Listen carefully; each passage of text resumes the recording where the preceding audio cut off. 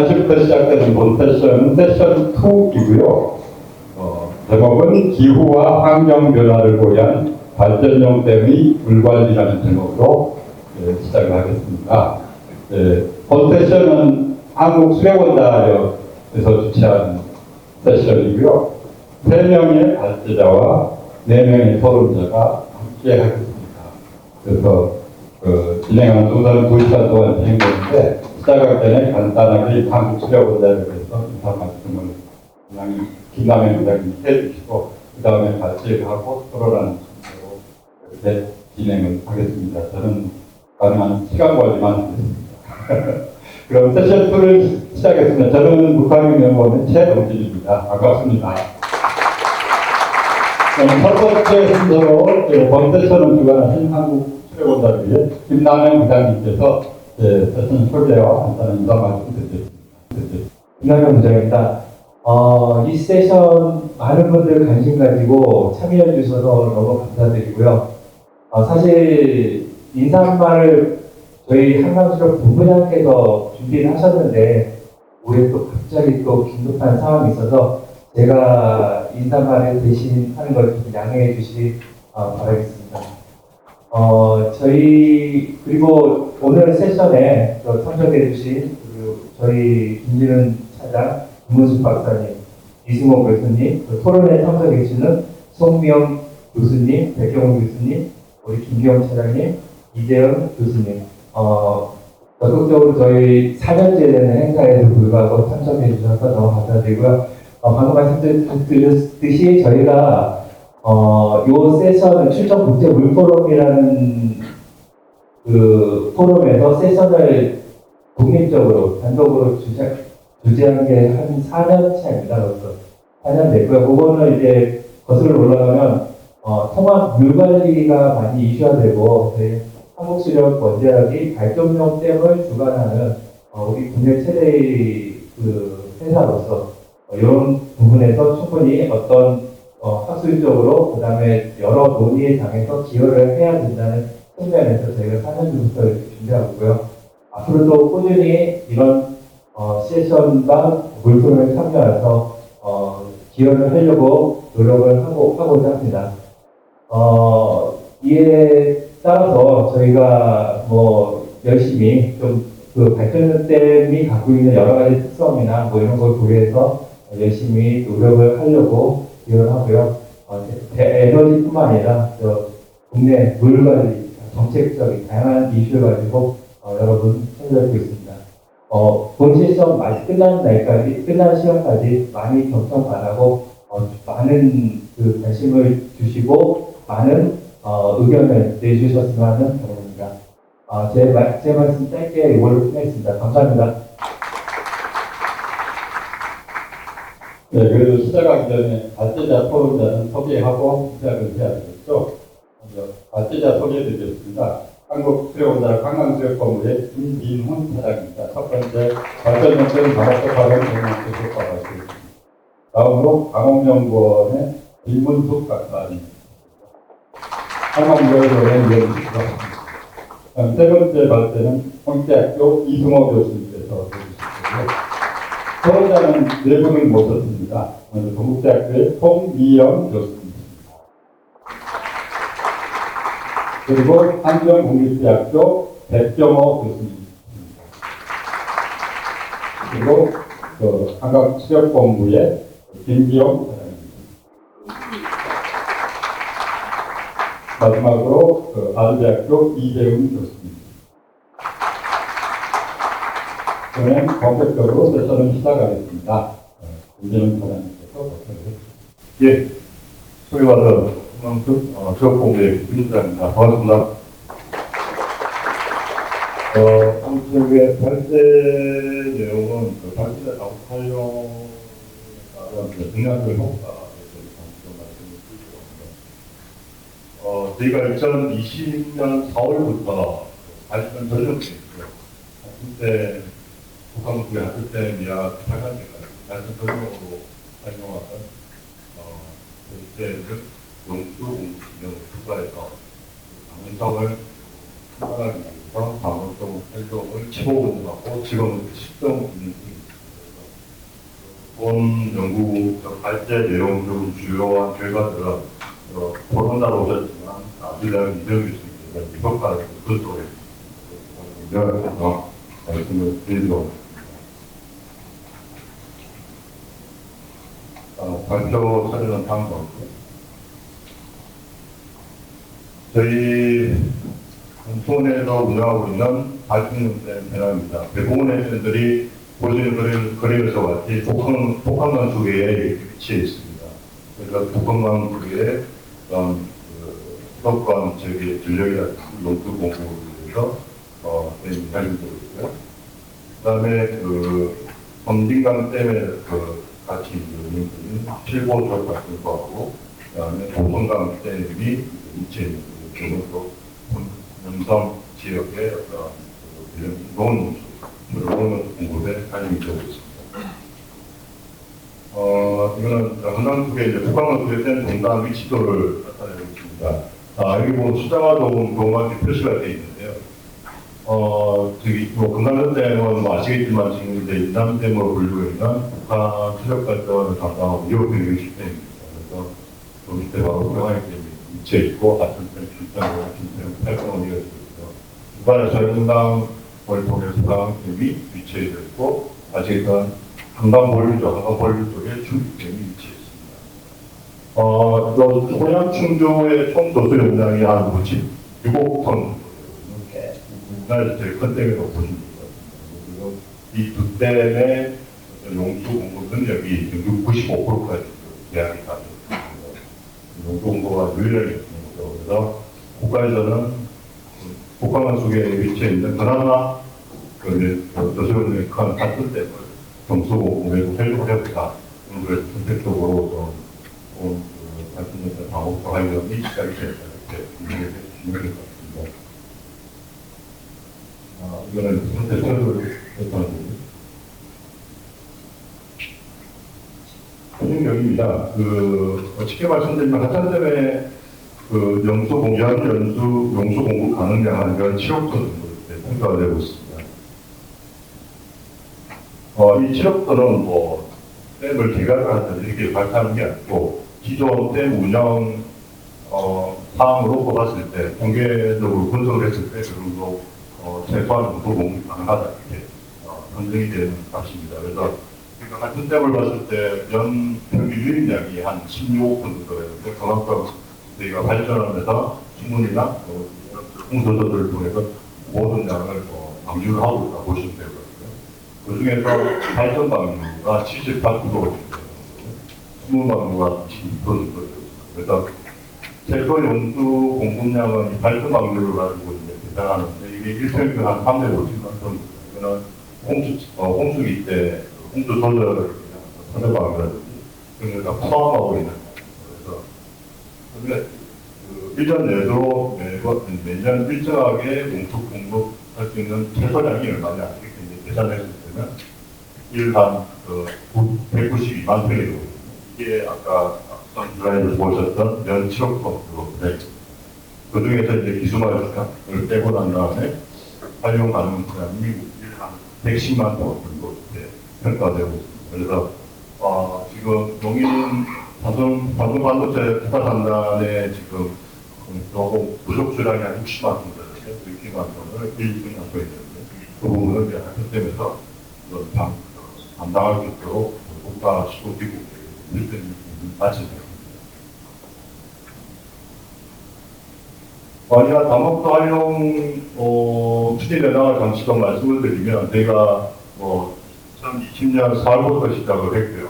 회담을 한 2번 했습니다. 그리고 두 번째 회담이 이제 실제 운영을 2003년 10월에 이제 회담을 체결했는데 이 회담 체결은 국가 첨단 전략 산업 특화단지 특히 용이 반도체의 농수 공급을 위해서 국가와 회담을 해서 진행했습니다.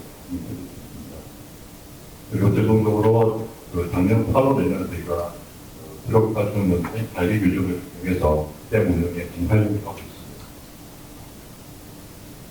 관리 규정입니다. 관리 규정은 기본적으로 기본 반영, 그 다음에 하천댐, 팔산댐, 이수기, 홍수기 기능을 설정을 했고요.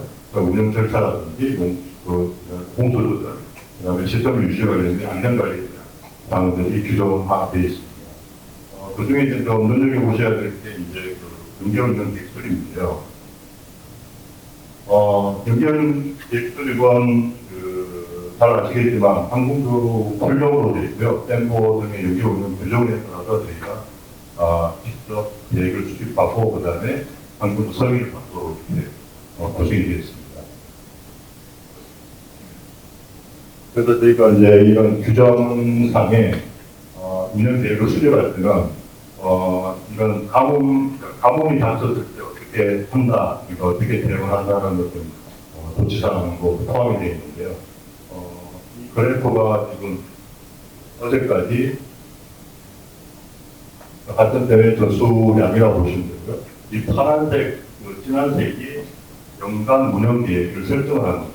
연간 운영 계획보다는 지금 위에서 이렇게 운영을 되고 있다고 보시면 되고요. 그 밑에가 이제 가뭄이 왔을 때 단계별로 조치를 해야 되는 예산을 뜻하고 있습니다. 그래서 가뭄이 오면 이렇게 용성 감량하는 그런 기준이 있거든요. 다음 때문에 어떤 그 운영 방법을 좀 배치만큼 하는데, 저희는 일단 그 대항량이 일단 직접적인 수요량이 없기 때문에 저희가 대항량을 가정을 해서 용수 감량에 대한 수립을 해보았습니다. 예, 저희가 이제 이런 식으로 해서 규정까지 만들어 다목적 활용을 하고 있는데, 지금까지 이렇게 다목적 활용을 해봤더니 어떤 긍정적 효과가 있더라, 이 부분에 대해서 말씀드리겠습니다. 우선은 예전에는 발전 위주로 이렇게 비용을 하다 보니까 피크 발전, 선도 발전을 많이 했습니다. 발전 단가가 높을 때, 시작 때 발전하는 행동이었는데 주말 발전을 하잖아. 발전 단가가 나갔습니다. 그런데 지금은 이제 용도 공급 기능이 들어가기 때문에 일정량의 어떤 발전 시장이 방류가 되고 있는 이 그래프에서 보일 수 있습니다. 그래서 쭉 이렇게 일정량이 쭉 이렇게 방류가 되고 있다는 것을 보실 수 있고, 그전에는 이렇게 흑발까지 모습으로 이렇게 운영이 되었다. 보시면 되고요. 그래서 그 선도 발전이 성시 발전으로 좀 바뀌었다. 그렇게 되면서 어떤 효과가 있는지 말씀드리겠습니다. 우선적으로는 성시 발전을 했더니 유황곡선이 조이라고 명성이 존재할 거예요. 그러다 보니까 수리도 굉장히 수질이 굉장히 그래서 저희가 저수량 이하 발수량 예전에는 그러니까 좀 주말 발전 안 했을 때는 이쪽이 굉장히 낮았었거든요. 근데 상계 발전하다 보니까 이런 식으로 발수량이 이렇게 어느 정도 이렇게 확보되는 모습을 보여줬습니다. 그러다 보니까 하루나 당분의 수준들이 굉장히 좋아진 결과를 살펴보겠습니다. 그리고 그 활성된 유입량을 기준으로 해서 활성댐이 이제 아시겠지만 북한강, 남한강 함유점에 위치해 있다 보니까 상류 대형댐에 대한 어떤 유입량을 가지고 점유되기 때문에 기여도를 좀 분석을 할 수 있는 대략 한 우주적으로 분석을 했고, 약하기보다는 조금 더 풍부한 우주를 가긴 했는데, 아무튼 기여도를 분석을 해봤는데 좀 재밌는 결과가 보시면 일단 이 회색 칠선이 충주댐 공급량입니다. 충주댐의 홍수기를 제외한 충주댐의 그 발전 자연량이라고 보시면 됩니다. 이 주황색 선이 소양강댐의 어떤 공급량이라고 보시면 됩니다. 근데 이게 그 어떤 뭐 임의로 좀 자르긴 했지만 평균을 계속 계산해 보면 아까 빈곡점이 발생합니다. 이게 이제 연도가 12년도, 2012년도고요. 두 번째 빈곡점이 2020년. 저희가 이제 다목적 활용을 시작하는 이게 두 구간에 이제 그 빈곡점이 발생하는데, 이 빈곡점을 기준으로 했을 때 이런 식으로 충도 때문에 한 14cm, 사양 때문에 13cm, 토탈한 37도, 37cm가 이제 그 12년 기준이니까 사용사람이 대한충도 사용사람이 줄었습니다. 그 다음에 2020년 기준으로 해서 기반연금만 17톤 증가를 이거는 뭐 여러 가지 의견이 있긴 하지만 일단 12년도에 국가적으로 댐보, 4대강보가 만들어지면서 댐보가 유지되고 있는 규정이 됩니다.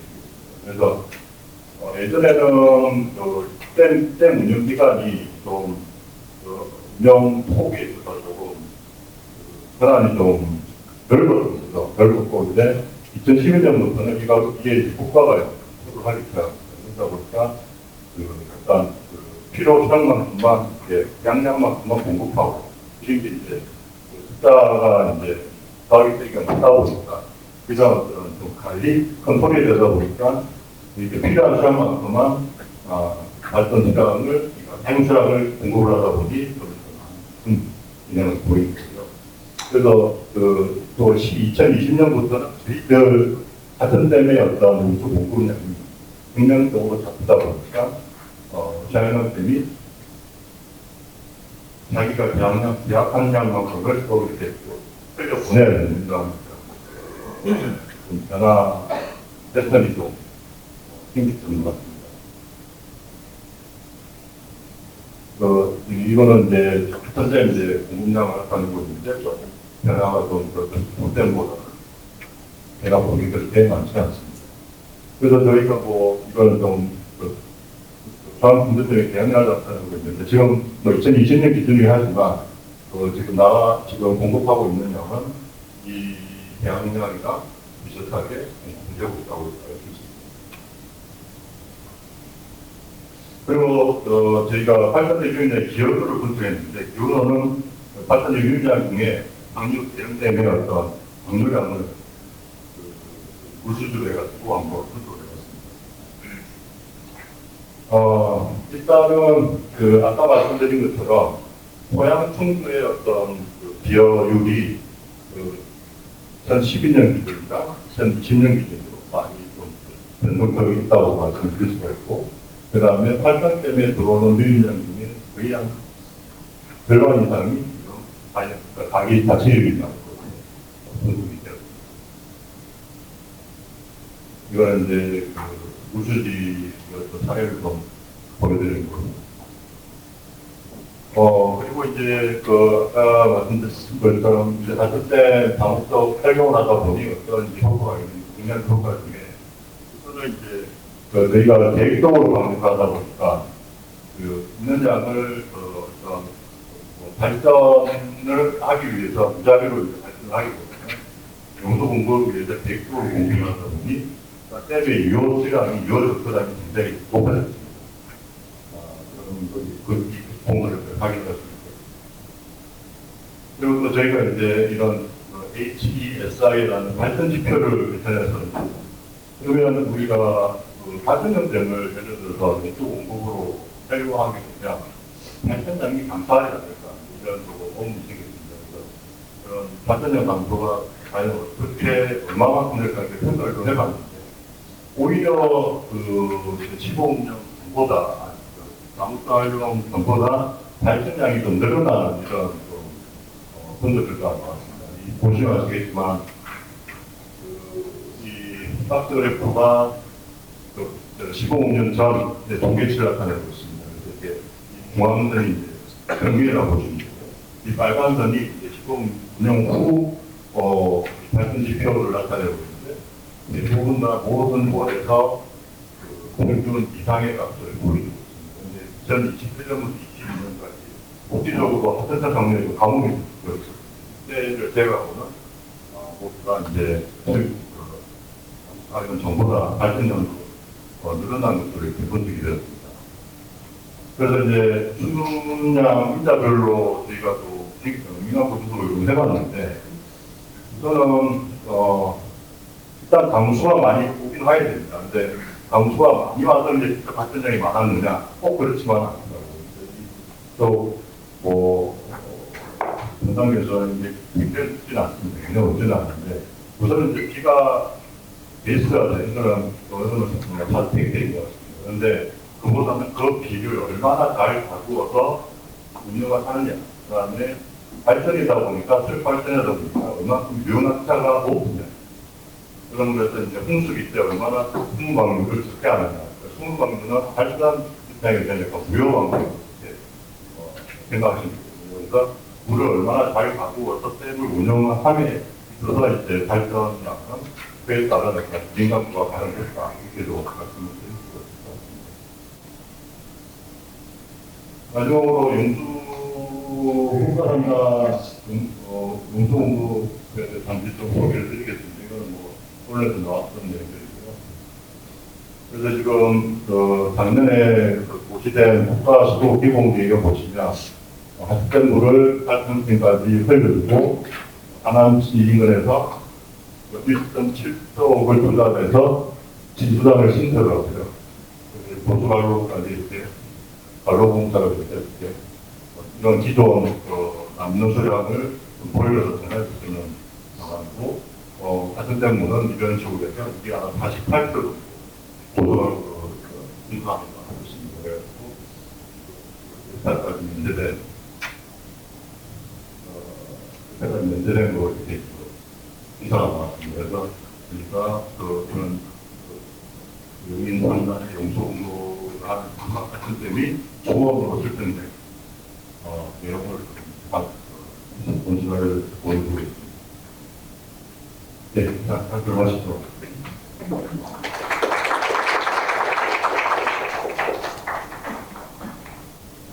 두 번째 전제를 김문수 박사님 지속 가능한 물 관리를 위한 발전용 댐 기능 확대 방안이라는 제목으로 발표를 해주시겠습니다.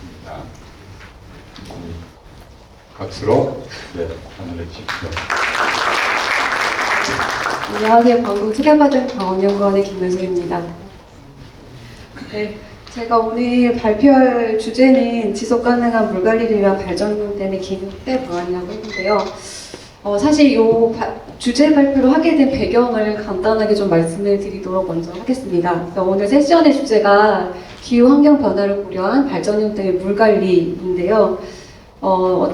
기후와 환경을 대비해서 발전용 댐이 지속 가능한 물 관리를 위해서 앞으로 어떤 방향으로 가야 될지를 이제 사실 고민하는 그 연구를 하고 있습니다. 그러니까 제 발전용 댐이 가지고 있는 사회 경제적, 생태학적 이런 가치들, 기능들을 좀 활용해서 앞으로 물 관리를 위한 방안들을 좀 도출하는 목적을 두고 연구를 하고 있는데, 사실 그래서 오늘 그런 가치들을 발굴해서 그 가치를 평가한 요소들을 발굴하고 그 가치를 평가해서 그 결과를 좀 말씀드려야 하지만 사실 그 뒤에 결과는 지금 아직 안 나온 상태입니다. 저희가 앞으로 향후 추진해야 될 내용이기 때문에 그렇다면 오늘은 이 발전용 댐의 지속 가능한 물 관리를 위해서 왜 가치를 발굴하고 평가하고 또 기능을 확대해야 되는지 그 필요성과 중요성 그리고 앞으로 우리가 무엇을 해야 되는지에 대한 내용을 좀 중점적으로 말씀드리도록 하겠습니다. 발표 순서는 다음과 같은데요. 먼저 이게 오늘의 주제가 이제 기후변화와 이제 환경을 고려한 물관리이다 보니까 제가 기후변화 관점에서 물관리 정책이 어떻게 흘러왔는지에 대해서 먼저 말씀을 드리고자 합니다. 다들 잘 알고 계시겠지만 1970년대, 80년대는 이때는 이제 물이 경제 성장의 자원으로 인식된 시기로서 수자원 개발이 이제 중점적으로 이루어진 정책이 이루어진 시기입니다. 그렇다 보니까 당연히 기후 환경에 대한 고려는 미흡한 그런 시대였고요. 1990년대에 넘어오면서 수질 환경 보전에 대한 그런 관심도가 증가되면서 이때 지속 가능한 발전의 개념이 확산되었고 제한적이긴 하지만 기후 변화에 대한 인식이 좀 시작된 시기라고 할 수 있겠습니다. 그리고 2000년대에 넘어오면서 다들 다 알고 계시겠지만 기후 변화로 인한 영향이 가시화되면서 이때야 이제 모든 환경 정책 분야의 기후 변화에 대한 어떤 대응 대책들이 좀 고려가 된 시기이기도 한데요. 특히 이제 물과 관련해서는 물재와 기후 변화 등 연계성을 강조하는 이런 정책들이 대책들이 나오기 시작했습니다. 그리고 2010년대 들어서면서 이제 기후 변화 어떻게 보면 저희가 기후 위기 시대를 본격적으로 맞이한 시기이긴 한데요. 이제 그때는 이제 기후에 적응하고 대응하기 위한 다양한 정책들이 제시가 되었고, 이때 이제 물과 관련해서는 기후변화의 대응을 위해서 통합물 관리 정책이 이제 출연하게 됩니다. 다들 알고 계시겠지만 2018년도에 물관리 기본법이 제정이 되고 국가위와 이제 유역위가 하게 되고 저희가 이제 유역 중심의 물관리 체계로 전환이 된 본격화된 시기이기도 합니다. 그리고 현재 20년대에 이제 넘어오면서 저희가 이제 기후 위기가 이제 심각성이 더 가속하게 되기 시작하면서 우리나라뿐만 아니라 전 세계적으로 이제 모든 사회, 경제 모든 분야에 탄소 중립을 실현하고 또 그것을 고려하는 정책으로 전환이 됐습니다. 그래서 주요 뭐 생물 다양성 협약을 강화하고 또 생태계 서비스나 생물 자원의 중요성을 이제 그 중요성이 증대되기 시작했는데요. 또 하나 이제 뭐 AI나 이런 기술, 첨단 기술을 기반해서 기후 재난에 대응하기 위한 이런 적응 역량을 강화하는 정책으로 전환이 되었고, 또 물 관련돼서는 앞에서도 말씀드렸지만 이제 유역 거버넌스 기반의 어떤 물 관리 체계가 전환이 되고, 이제는 어떤 제도나 기술적인 걸로는 물 문제를 해결할 수 없으니 어떤 물 문화를 좀 확산시켜서 즉 국민의 어떤 참여 인식의 변화 또 행동의 변화를 촉진하고 또 물을 매개로 해서 사회의 어떤 통합과 공간들을 형성하고 협력을 통해서 유역 거버넌스 기반의 물 관리를 더 강화하고 있고 강조하고 필요성을 언급하고 있습니다. 그래서 앞으로는 이제 이러한 기반들을 통해서 그 기후 변화에 적응력을 강화하는 정책으로 쭉 가지 않을까라고 생각을 하고 있습니다. 그래서 땡관리 정책도 마찬가지인데요. 통합물관리 이제 정책으로 전환이 되면서 땡관리 정책도 다들 아시겠지만 신규 댐의 건설을 지향하고 기존 댐의 어떤 효율적인 관리와 안정적인 운영을 위한 이제 관리 체계로 전환이 되고, 또한 이제 어떤 그 기존의 이치수에 국한되어 있던 댐의 기능을 국민이 어떤 휴양과 휴식을 즐기고 수요에 충족하기 위한 친지 기능을 강화하는 정책으로 전환이 됐습니다. 그리고 최근에는 이 댐이 어떤 인문 사회 환경적 측면에서 댐이 가지고 있는 잠재적 가치를 발굴해서 댐과 지역이 좀 상생 발전해야 된다라는 그런 사회적 요구가 증가가 되고 있습니다. 예를 들어서 친환경 에너지를 생산해서 탄소 중립을 지역의 탄소 중립을 실현한다던가, 아니면은 댐을 그냥 단순히 어떤 구조물이 아니라 뭐 사회 문화, 문화 관광 또 산업 이런 거랑 이제 자원화해가지고 좀 다기능화해야 된다라는 그런 정책들 과제들이 지금 제시가 되고 있습니다. 그래서 드리고 싶은 왜 중요한지, 이제 앞으로 어떻게 발전용 댐이 물 관리를 지속적으로 가져가려면 어떻게 해야 되는지 앞서서 말씀드렸던 그런 기후 변화에 따른 물환경 정책들이 이렇게 바뀌고 있고, 그러면 발전용 댐도 여기에 맞춰서 이제 함께 가야 되는데, 어떻게 보면은 이제 통합적인 관점에서의 접근이 필요하다. 즉 기존의 어떤 발전이나 이치수 이런 거를 이제 넘어서 저희가 말씀드리는 뭐 문화, 친수, 이런 생태 이런 것들을 다 아우를 수 있는 정책 방향으로 전환이 돼야 되지 않을까라고 생각을 합니다. 그리고 그 중에서 중요한 것이 사실은 저희가 이제 통합물관리 정책의 핵심이 유역 중심의 참여 중심의 이런 물관리이다 보니까 결국에는 그 이해관계자들의 참여가 중요한데, 그 참여를 유도할 수 있는 것이 결국에는 물 문화라는 것인데, 물 문화에 대한 접근이 좀 필요하지 않을까. 왜냐하면 물 문화라는 거는 그냥 생각하실 때는 뭐 물에 대한 어떤 행사 이렇게 생각하실 수 있지만, 사실 그게 아니라 지금 국가 물관리 기본법의 기본 계획에 보면 주요 정책들을 보면 참여 중심, 뭐 소통과 협력 이런 것들이 다 그거를 유도할 수 있는 것이 결국에는 이 물문화인데, 결국에 물문화를 정의하자면 물에 대한 어떤 사회적 인식이나 참여, 생활 양식의 전환을 의미하기 때문에 이것이 중요하다 이렇게 말씀을 드리고 싶고, 그래서 앞으로는 발전용 댐의 물관리 방향도 이 정부의 정책에 맞춰서 가야 되지 않을까 생각을 하고 있습니다. 그래서 그것을 위해서 발전용 댐이 가지고 있는 가치, 기존에 이제 뭐 전력 생산이나 이치수 그거 외에 사실 발전용 댐이 가지고 있는 다양한 가치들이 있습니다. 찾아보면 앞으로 저희가 찾아야 될 부분들이기도 한데요. 예를 들어서 생태적으로는 수변 식생이 이렇게 발달되어 있고 수려한 자연 경관을 창출하고 이러한 것들을 저희가 이제 새로운 가치에 대한 평가를 하고 그것을 활용해서 어떤 물환경 물 관리에 대한 방안으로 도출할 수 있어야 되지 않을까라고 생각을 합니다. 다음은 그래서 지금 발전용 댐의 지금 현재 여건, 주변의 어떤 현황들을 좀 정리를 해봤습니다. 사실 이것들이 앞으로는 연구가 지속이 되면서 조금 더 많은 내용들이 나올 것 같은데, 그 결과는 내년 이 물 포럼 때 좀 말씀드릴 수 있지 않을까 생각을 합니다. 그래서 일단은 그냥 크게 국가 경제적인 측면에서 잘 아시는 부분이고 앞에서도 말씀해 주셨지만 크게는 용수 공급과 홍수 조성, 청정 에너지 생산하는 이런 기능들을 기여를 하고 있고요. 또한 이게 발전용 댐이 대부분 상류가 댐 유역이 강원도 지역인데 거기에 풍부한 수량뿐만 아니라 전국에서 가장 깨끗한 수질을 또 확보하고 있고 이외에도 수생태계도 아주 건강한 수생태계도 보유를 하고 있습니다. 그리고 가장 이제 북한강 수계의 그 발전용 댐에서 가장 큰 장점이라고 할 수 있는 부분이 수변경관, 역사 문화적 측면에서 수변경관, 다양한 친수 공간의 어떤 잠재적인 가치를 가지고 있다는 것인데요. 아마도 이제 전국에서 유일하지 않을까 이렇게 아름다운 수변경관을 가지고 있는 곳이 그래서 지금 다녀보신 분들은 다 아실 것 같은데 여기가 이제 화천댐이나 소양강댐처럼 수위 변동이 크지 않기 때문에 저렇게 수려한 이런 자연경관을 창출하고 있고 이것이 도시 이미지로 형성이 되고 있고 또 이것을 이용해서 국민이 소요에 충족하는 그런 친수 공간 만든 뭐 레저 활동 이런 것들로 활용이 되고 있습니다.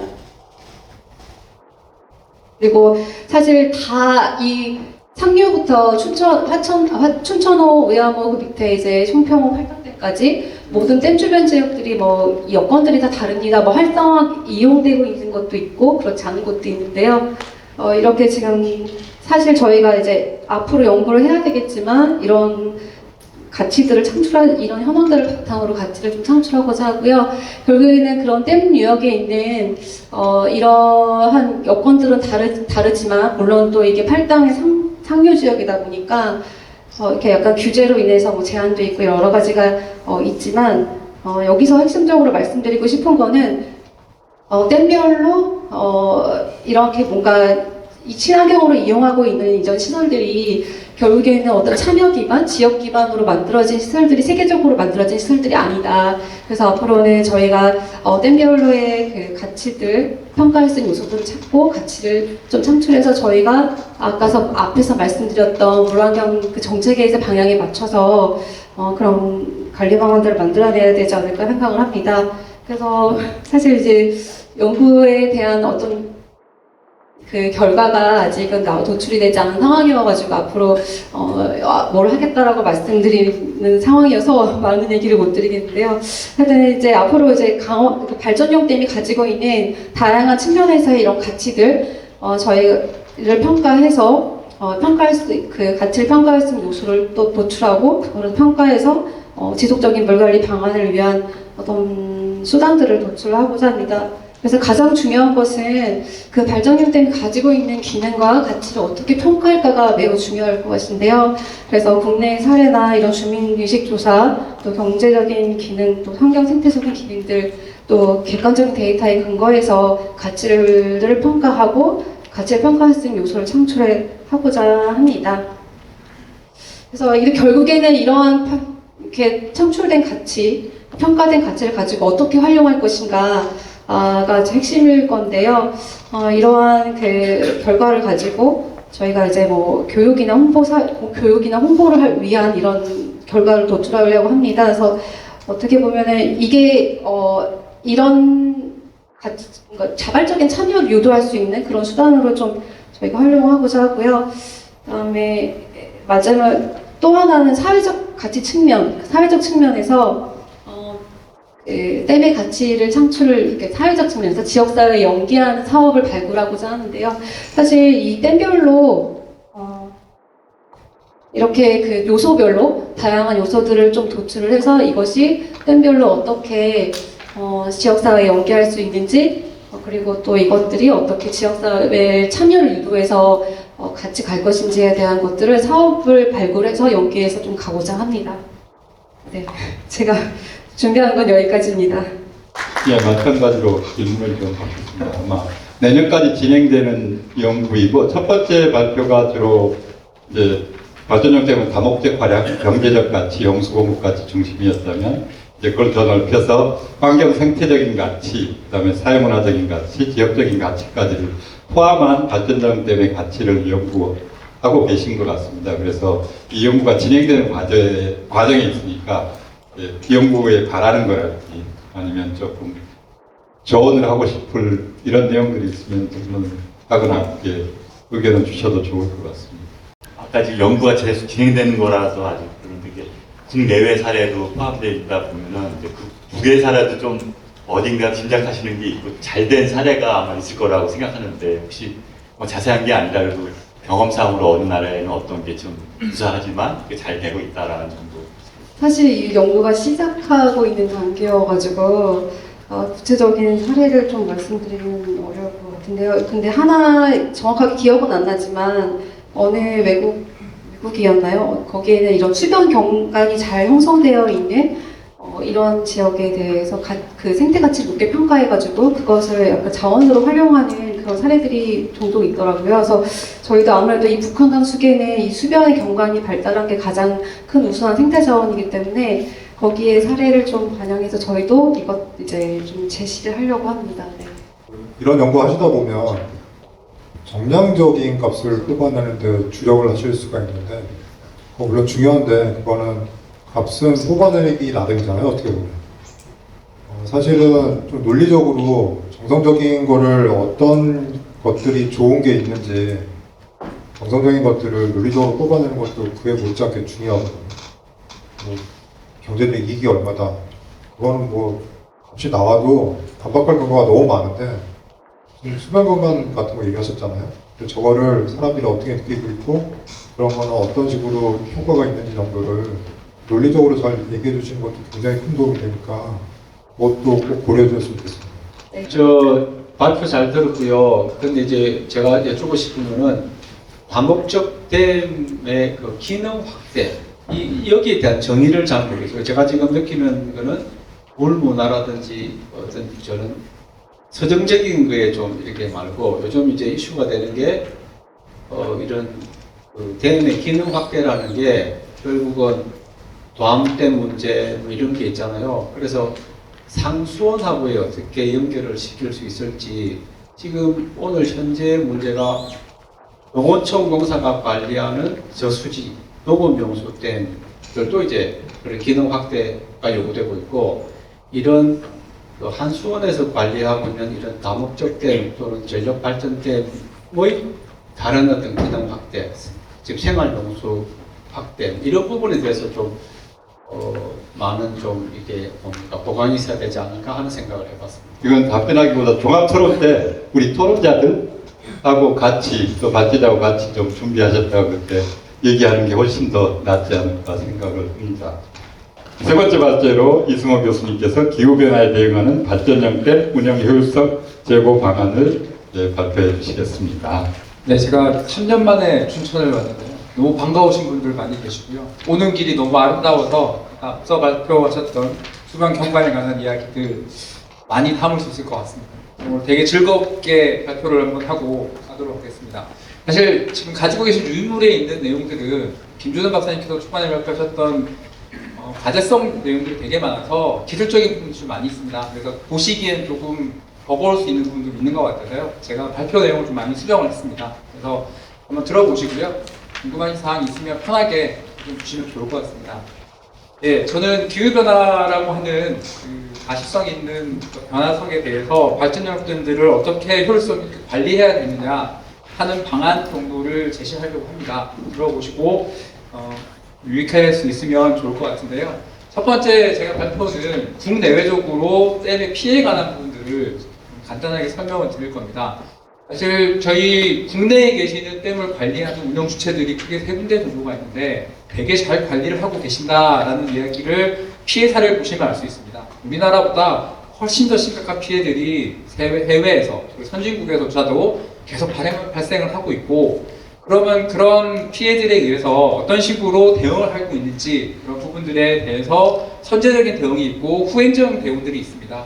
그런 부분들을 설명을 드리고요. 그리고 마지막으로는 이제 발전형 댐이라고 하는 어떤 특수성을 고려했을 때 운영들을 어떻게 효율성을 높일 수 있는지 그런 얘기를 제 생각을 간단하게 전달을 해드리도록 하겠습니다. 일단 분명한 사실로 국내뿐만 아니라 국외적으로도 집중호우, 여러 가지 태풍, 여러 가지들의 원인에 의해서 댐 자체가 위협을 받고 있습니다. 그 댐을 처음에 지을 때 당시의 설계 라는 개념으로 세웠던 빈도라든지 강도라든지 이런 것들이 다 위협적인 수위에 도달을 했고, 그러다 보니 발전댐의 얘기를 제가 두 개 들었지만 괴산댐이 원류가 되는 사태도 있었고, 예천 양수 같은 경우에는 산사태가 좀 발생하는 그런 사태들도 있었습니다. 그리고 최근에는 이제 오봉조수지 같이 2022년 광주 동북댐처럼 가뭄으로 인해서 댐의 원래 능력보다 더 초과하는 외력에 의해서 댐들의 상태가 위협을 받고 있는 그런 부분들이 있습니다. 근데 여기서 하나 제가 짚고 넘고 가고 싶은 얘기는 이제 다목적 댐에 비해서 발전용 댐, 특히 수력댐 같은 경우에는 준공한 지 벌써 30년 넘은 댐들이 거의 대부분입니다. 한 80% 정도가 노후화가 좀 진행이 많이 되어져 있다라고 하는 거고요.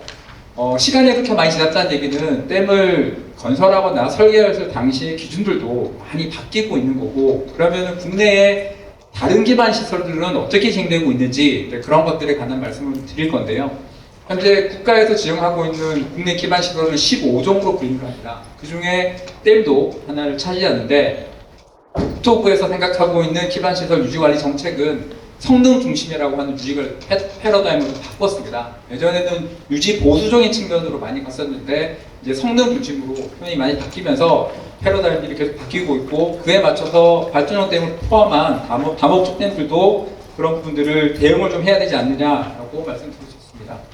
자, 댐에 관해서 몇 가지 안정성을 저하하는 요인들을 제가 분류를 해봤습니다. 해외 사례를 살펴보면서 보면은 이제 원료에 관한 안정성이 가장 많은 빈도를 차지하고 있고요. 그 다음에 자연재해, 특히 지진에 관한 부분들이 많이 있습니다. 댐들은 다들 아시겠지만은 뭐 강원도도 비롯해서 다른 해외에서도 다 산 위에 댐을 짓다 보니 급작스러운 뭐 폭우라든지 아니면 빙하라든지 이런 것들에 의해서 산사태들이 발생하고 뭐 그런 부분들이 많이 있습니다. 그리고 좀 드문 일이긴 하지만은 뭐 파이핑 같은 것들에 의해서 댐이 파괴되는 그런 현상도 있었고요. 그다음에 조금 밑에 부분들은 조금 안타까운 일이지만은 부실 시공이나 설계 결함에 의해서도 미국에서조차도 이런 일들이 있었고, 유지 관리가 좀 미흡해서 그래서 터빈 교체 시기를 놓침으로 인해서 터빈이 있는 발전실이 폭발하는 뭐 그런 사태들도 있었고요. 그다음에 누수되는 사태들도 있었습니다. 그래서 이렇게 되면 결국에는 이제 댐들을 장기 사용하게 되면 이런 문제들은 필연적인 부분으로 발생을 해야 될 것이고, 거기에 대해서 현재 국토부가 가지고 있는 시설물 안전 및 유지 관리 실시 세부 지침상에 나와 있는 내용으로는 기후변화에 대응하기 위해서는 지금 수행 중인 정밀안전 진단이나 점검의 시기를 좀 단축한다든지 관리 기준을 강화한다든지 모니터링을 할 수 있는 그런 체계를 구축한다든지 이런 방법으로 조금 더 집중력 있는 시설 관리가 필요하다고 말씀드릴 수 있습니다. 자, 보시고 계신 거는 2000년도에 제가 더 많은 건 있긴 한데 최근에 2000년도부터 발생했던 댐들에 관한 피해들을 해외 것들만 정리를 해봤습니다. 리비아에서 2023년이죠. 어마어마하게 큰 댐이 붕괴가 됩니다. 이때 같은 경우에도 사실은 이상 강우가 와서 댐이 붕괴했는데, 안타깝게 리비아의 대마댐이라고 하는 댐인데요. 수문 설비가 그때 갖추어지기 전이었습니다. 그래서 사전 방류라든지 그런 개념도 없었고, 그러다 보니 거의 무 대형의 형태로 댐 하류에 있는 정말로 많은 국민들이 목숨을 잃고 재산 피해도 많이 발생했습니다. 이 부분은 기후변화도 이슈긴 하지만 유지관리에 관한 부분들도 이슈가 되는 것 같습니다. 미국의 미주리주에 있는 포서크댐 같은 경우에도 상부 저수지가 붕괴되는데 수위 센서가 고장이 나서 원료가 생긴지 모르는 상태에서 저수지가 붕괴되는 그런 사태가 있었습니다. 이 부분도 이제 유지관리에 관한 부분들이 이슈가 되는 부분이고요. 그다음에 델하이댐 같은 경우에도 집중호우가 와서 여수로의 방류 용량이 부족하고, 그리고 좌측에 보면 맨 장표의 왼쪽 보시는 거에 오른쪽 그림인데 보면은 댐의 좌측에 침식이 발생해서 댐체가 절반 이상 날아가는 그런 현상이 이게 2010년도에 일어난 일입니다. 그것도 미국에서 일어났던 일이고요. 그래서 리비아의 사태 같은 경우에 조금 더 심각한 거는 2023년도에 아마 뉴스에도, 국내 뉴스에도 되게 많이 언급이 됐습니다. 리비아의 데르다 댐인데요. 댐 두 개가 동시에 무너집니다. 두 개가 상류 하류 댐이 동시에 무너지면서 붕괴 전, 붕괴 후 사진을 보시면 붕괴 후 사진의 오른쪽에 마을이 해안가 관광지인데요. 관광지의 마을이 다 없어지는 그런 사태가 돼서 18,000명 정도가 사상자가 발생했습니다. 사상을 발생했고 우리나라 돈으로 한 2조 정도의 피해 비용이 발생했다. 라고 해서 이때 리비아가 뭐 재정 붕괴를 초래할 정도로 심각한 그런 사태가 2023년도에 일어났습니다. 그렇다 보면 국내에서도 이제 많은 댐들이 이제 이런 리스크를 안고 있어야 된다라는 거는 인지하고 계셨으면 좋겠고요. 인도도 마찬가지입니다. 2023년 같은 경우 인도 같은 경우에는 빙하호인데요. 이제 빙하가 갑자기 부딪히면서 댐체를 쓸어버립니다. 쓸어버려서 댐이 완전히 없어져서 한 70여 명 정도가 사망을 합니다. 그러한 다음에 하나 돈으로 한 20억 정도 들여서 댐을 지금 다시 공사를 하고 있는 그런 상황이고 이것도 2023년도에 발생을 한 사례입니다. 그다음에 노르웨이 같은 경우에도 보시는 것처럼 이제 노르웨이 상부 댐제 정보를 도로로 사용하고 있었는데 도로가 끊길 정도로 이제 발전 시설입니다. 발전 설비가 있는 아래쪽이 붕괴됨으로 인해서 도로가 끊기고 그다음에 전기가 정전되고 뭐 이런 일들이 생겼고요. 이때 빈도를 보니까 1000년 빈도 정도로 얘기를 하고 현재 노르웨이에서는 추가로 방수로를 만드는 이제 그런 공사로 대응을 하고 있다라고 말씀드리겠습니다. 브라질입니다. 2024년 불과 작년입니다. 작년에 한 200mm 정도 폭우가 왔고요. 그래서 댐이 완전히 없어져 버리는 그런 사태가 발생해서 30여 명 정도가 나왔고 이때 브라질에서 할 수 있는 것 중에 하나는 이제 댐에 관한 모니터링을 강화하고 안전에 관한 점검과 경보를 빨리 내리는 방향으로 지금 해서 댐을 재건할지 안 할지 아직 결정이 안 났다고 합니다. 그런 부분들이 진행이 되고 있습니다. 그렇게 아까 제가 말씀드린 것처럼 2000년도 이후부터도 전 세계적으로도 댐들이 기후변화에 상당히 취약하고 있다. 반면에 우리나라 댐들은 기후변화에 많이 노출되어 있는 반면에 현재까지는 잘 버티고 있는데 정말로 잘 버티고 있는지에 관한 평가들은 지속적으로 계속 해야 되지 않느냐라고 생각하고 있는 거고요. 이게 한수원도 마찬가지고 수양공사 마찬가지고 농어촌도 마찬가지일 것 같습니다. 어떤 방향으로 가야 될지는 각 기관에서 고민을 하시겠지만 가능하면 동일한 쪽으로 바라보고 가시면 좋겠다라고 말씀드리겠습니다. 그래서 이러한 기후변화에 대해서 전 세계적으로는 어떻게 대응을 하고 있느냐를 좀 간단히 소개해 드릴 건데요. 다들 아시겠지만 아주 고전적인 방식, 구조적인 대책이 있고 비구조적인 대책이 있습니다. 아무래도 구조적인 대책이라고 하면 이제 댐체가 가지고 있는 구조의 어떤 성능을 개선하는 그런 방식으로 가는데요. 그게 세 가지 유형으로 분류할 수 있습니다. 첫 번째 같은 경우에는 방류 능력을 높이기 위해서 방류 설비를 증설하는 경우가 많습니다. 그래서 수문을 달거나 아니면 수로를 확장하거나 이런 식으로 되는 경우가 있고요. 두 번째 유형 같은 경우에는 댐을 증축하는 경우가 있습니다. 그래서 댐 고를 높이거나 아니면 그 댐에 붙어서 직하루에 새로운 댐을 지어서 좀 더 댐의 용량을 넓히는 경우, 그 다음 댐 폭 자체를 더 확폭해서 저수량을 확보하는 경우, 그런 방식으로 하는 게 두 번째 유형이고요.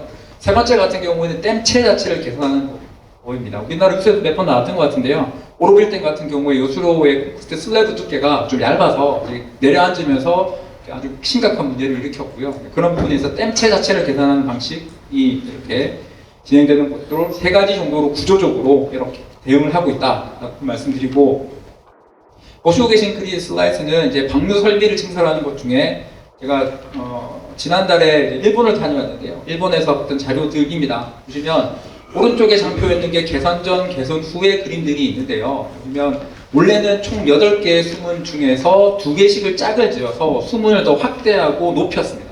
이렇게 함으로써 댐의 방류 설비를 증설하는 이런 방식으로 일본들은 하고 있습니다. 그래서 대형의 방류 수문을 설치해서 방류 능력을 증설하자 하는 그런 부분들이 있고요. 여기에 하는 주요 원인 중에 하나는 이게 이 미미카와 수계 내에 있는 댐인데요. 이 댐 같은 경우에는 산지에 있습니다. 댐들이. 그러니까 산사태가 상대적으로 엄청나게 빈번하게 일어나다 보니 흘러내려오는 물들에 토사가 많이 섞여 있고, 토사가 섞여 있는 물들이 발전용 상부로 오다 보면 터빈에 영향을 미치기도 하고 댐체에 쌓여서 저수 용량을 주기도 합니다. 네, 그래서 토사가 섞여 있는 물들을 원활하게 배제하는 그런 목적으로 인해서 대형 방류 수문을 설치하는 그런 선례들이 있습니다.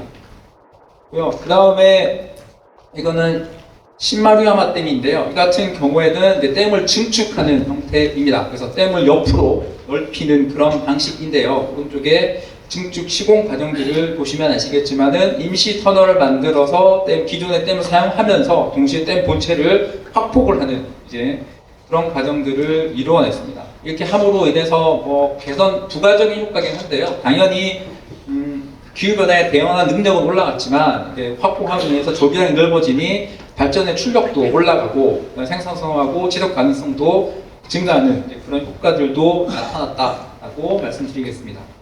세 번째 같은 경우는 아까 잠깐 말씀드린 오로빌댐입니다. 오로빌댐 지금 공사 한참 중이고요. 그래서 콘크리트 슬래브를 18cm짜리를 지금 38cm나 뭐 2m 정도 되게끔 재시공을 하고 있는 그런 사진들입니다. 그래서 댐체를 개선을 하는 그런 방식이고 이 방식을 적용할 때 쓰고 있는 방식이 이제 진동 롤러 다짐인데요. 거의 사람이 안 들어가고 기계식으로 진행이 된다라고 말씀드리겠습니다. 자, 그리고 이제 두 번째 대응 중에 하나가 이제 비구조적인 대책이 될 수 있습니다. 이 앞서 요 장표는 김준현 박사님께서 보여드렸던 그림하고 동일한 그림이 될 건데요. 우리나라의 댐들을 쭉 한강 수계 댐들을 연결해 봤습니다. 이렇게 해봤는데 우리나라 댐들은 다 연계되어져 있던 형태로 이렇게 보이게 됩니다. 특별히 보성강 댐이나 이렇게 빼고 나머지 여기 있는 댐들은 다 연계되어져 있는데요. 일본이랑 미국 사례를 살펴보면 이렇게 연계되어 있는 댐들의 홍수의 방어 기능을 부여해서 운영 수위를 조정하는 능력을 줍니다. 그럼으로써 홍수기 제한 수위를 재정립해서 댐이 연계 운영을 할 때 조금 더 능동적으로 홍수에 대응을 하고 그리고 발전의 효율을 확보하는 그런 부분이 있습니다. 반면에 우리나라 같은 경우에는 1970년대로 제가 기억합니다. 그때 댐의 운영 수위를 결정하고 단 한 번도 안 바꿨습니다. 그런 부분들이 있고 그럼 이런 부분들을 조금 비구조적인 대책 차원에서 운영 수위를 재설정하는 방법들을 다 모여서 의논하는 그런 시간이 좀 필요하지 않을까라고 생각을 합니다.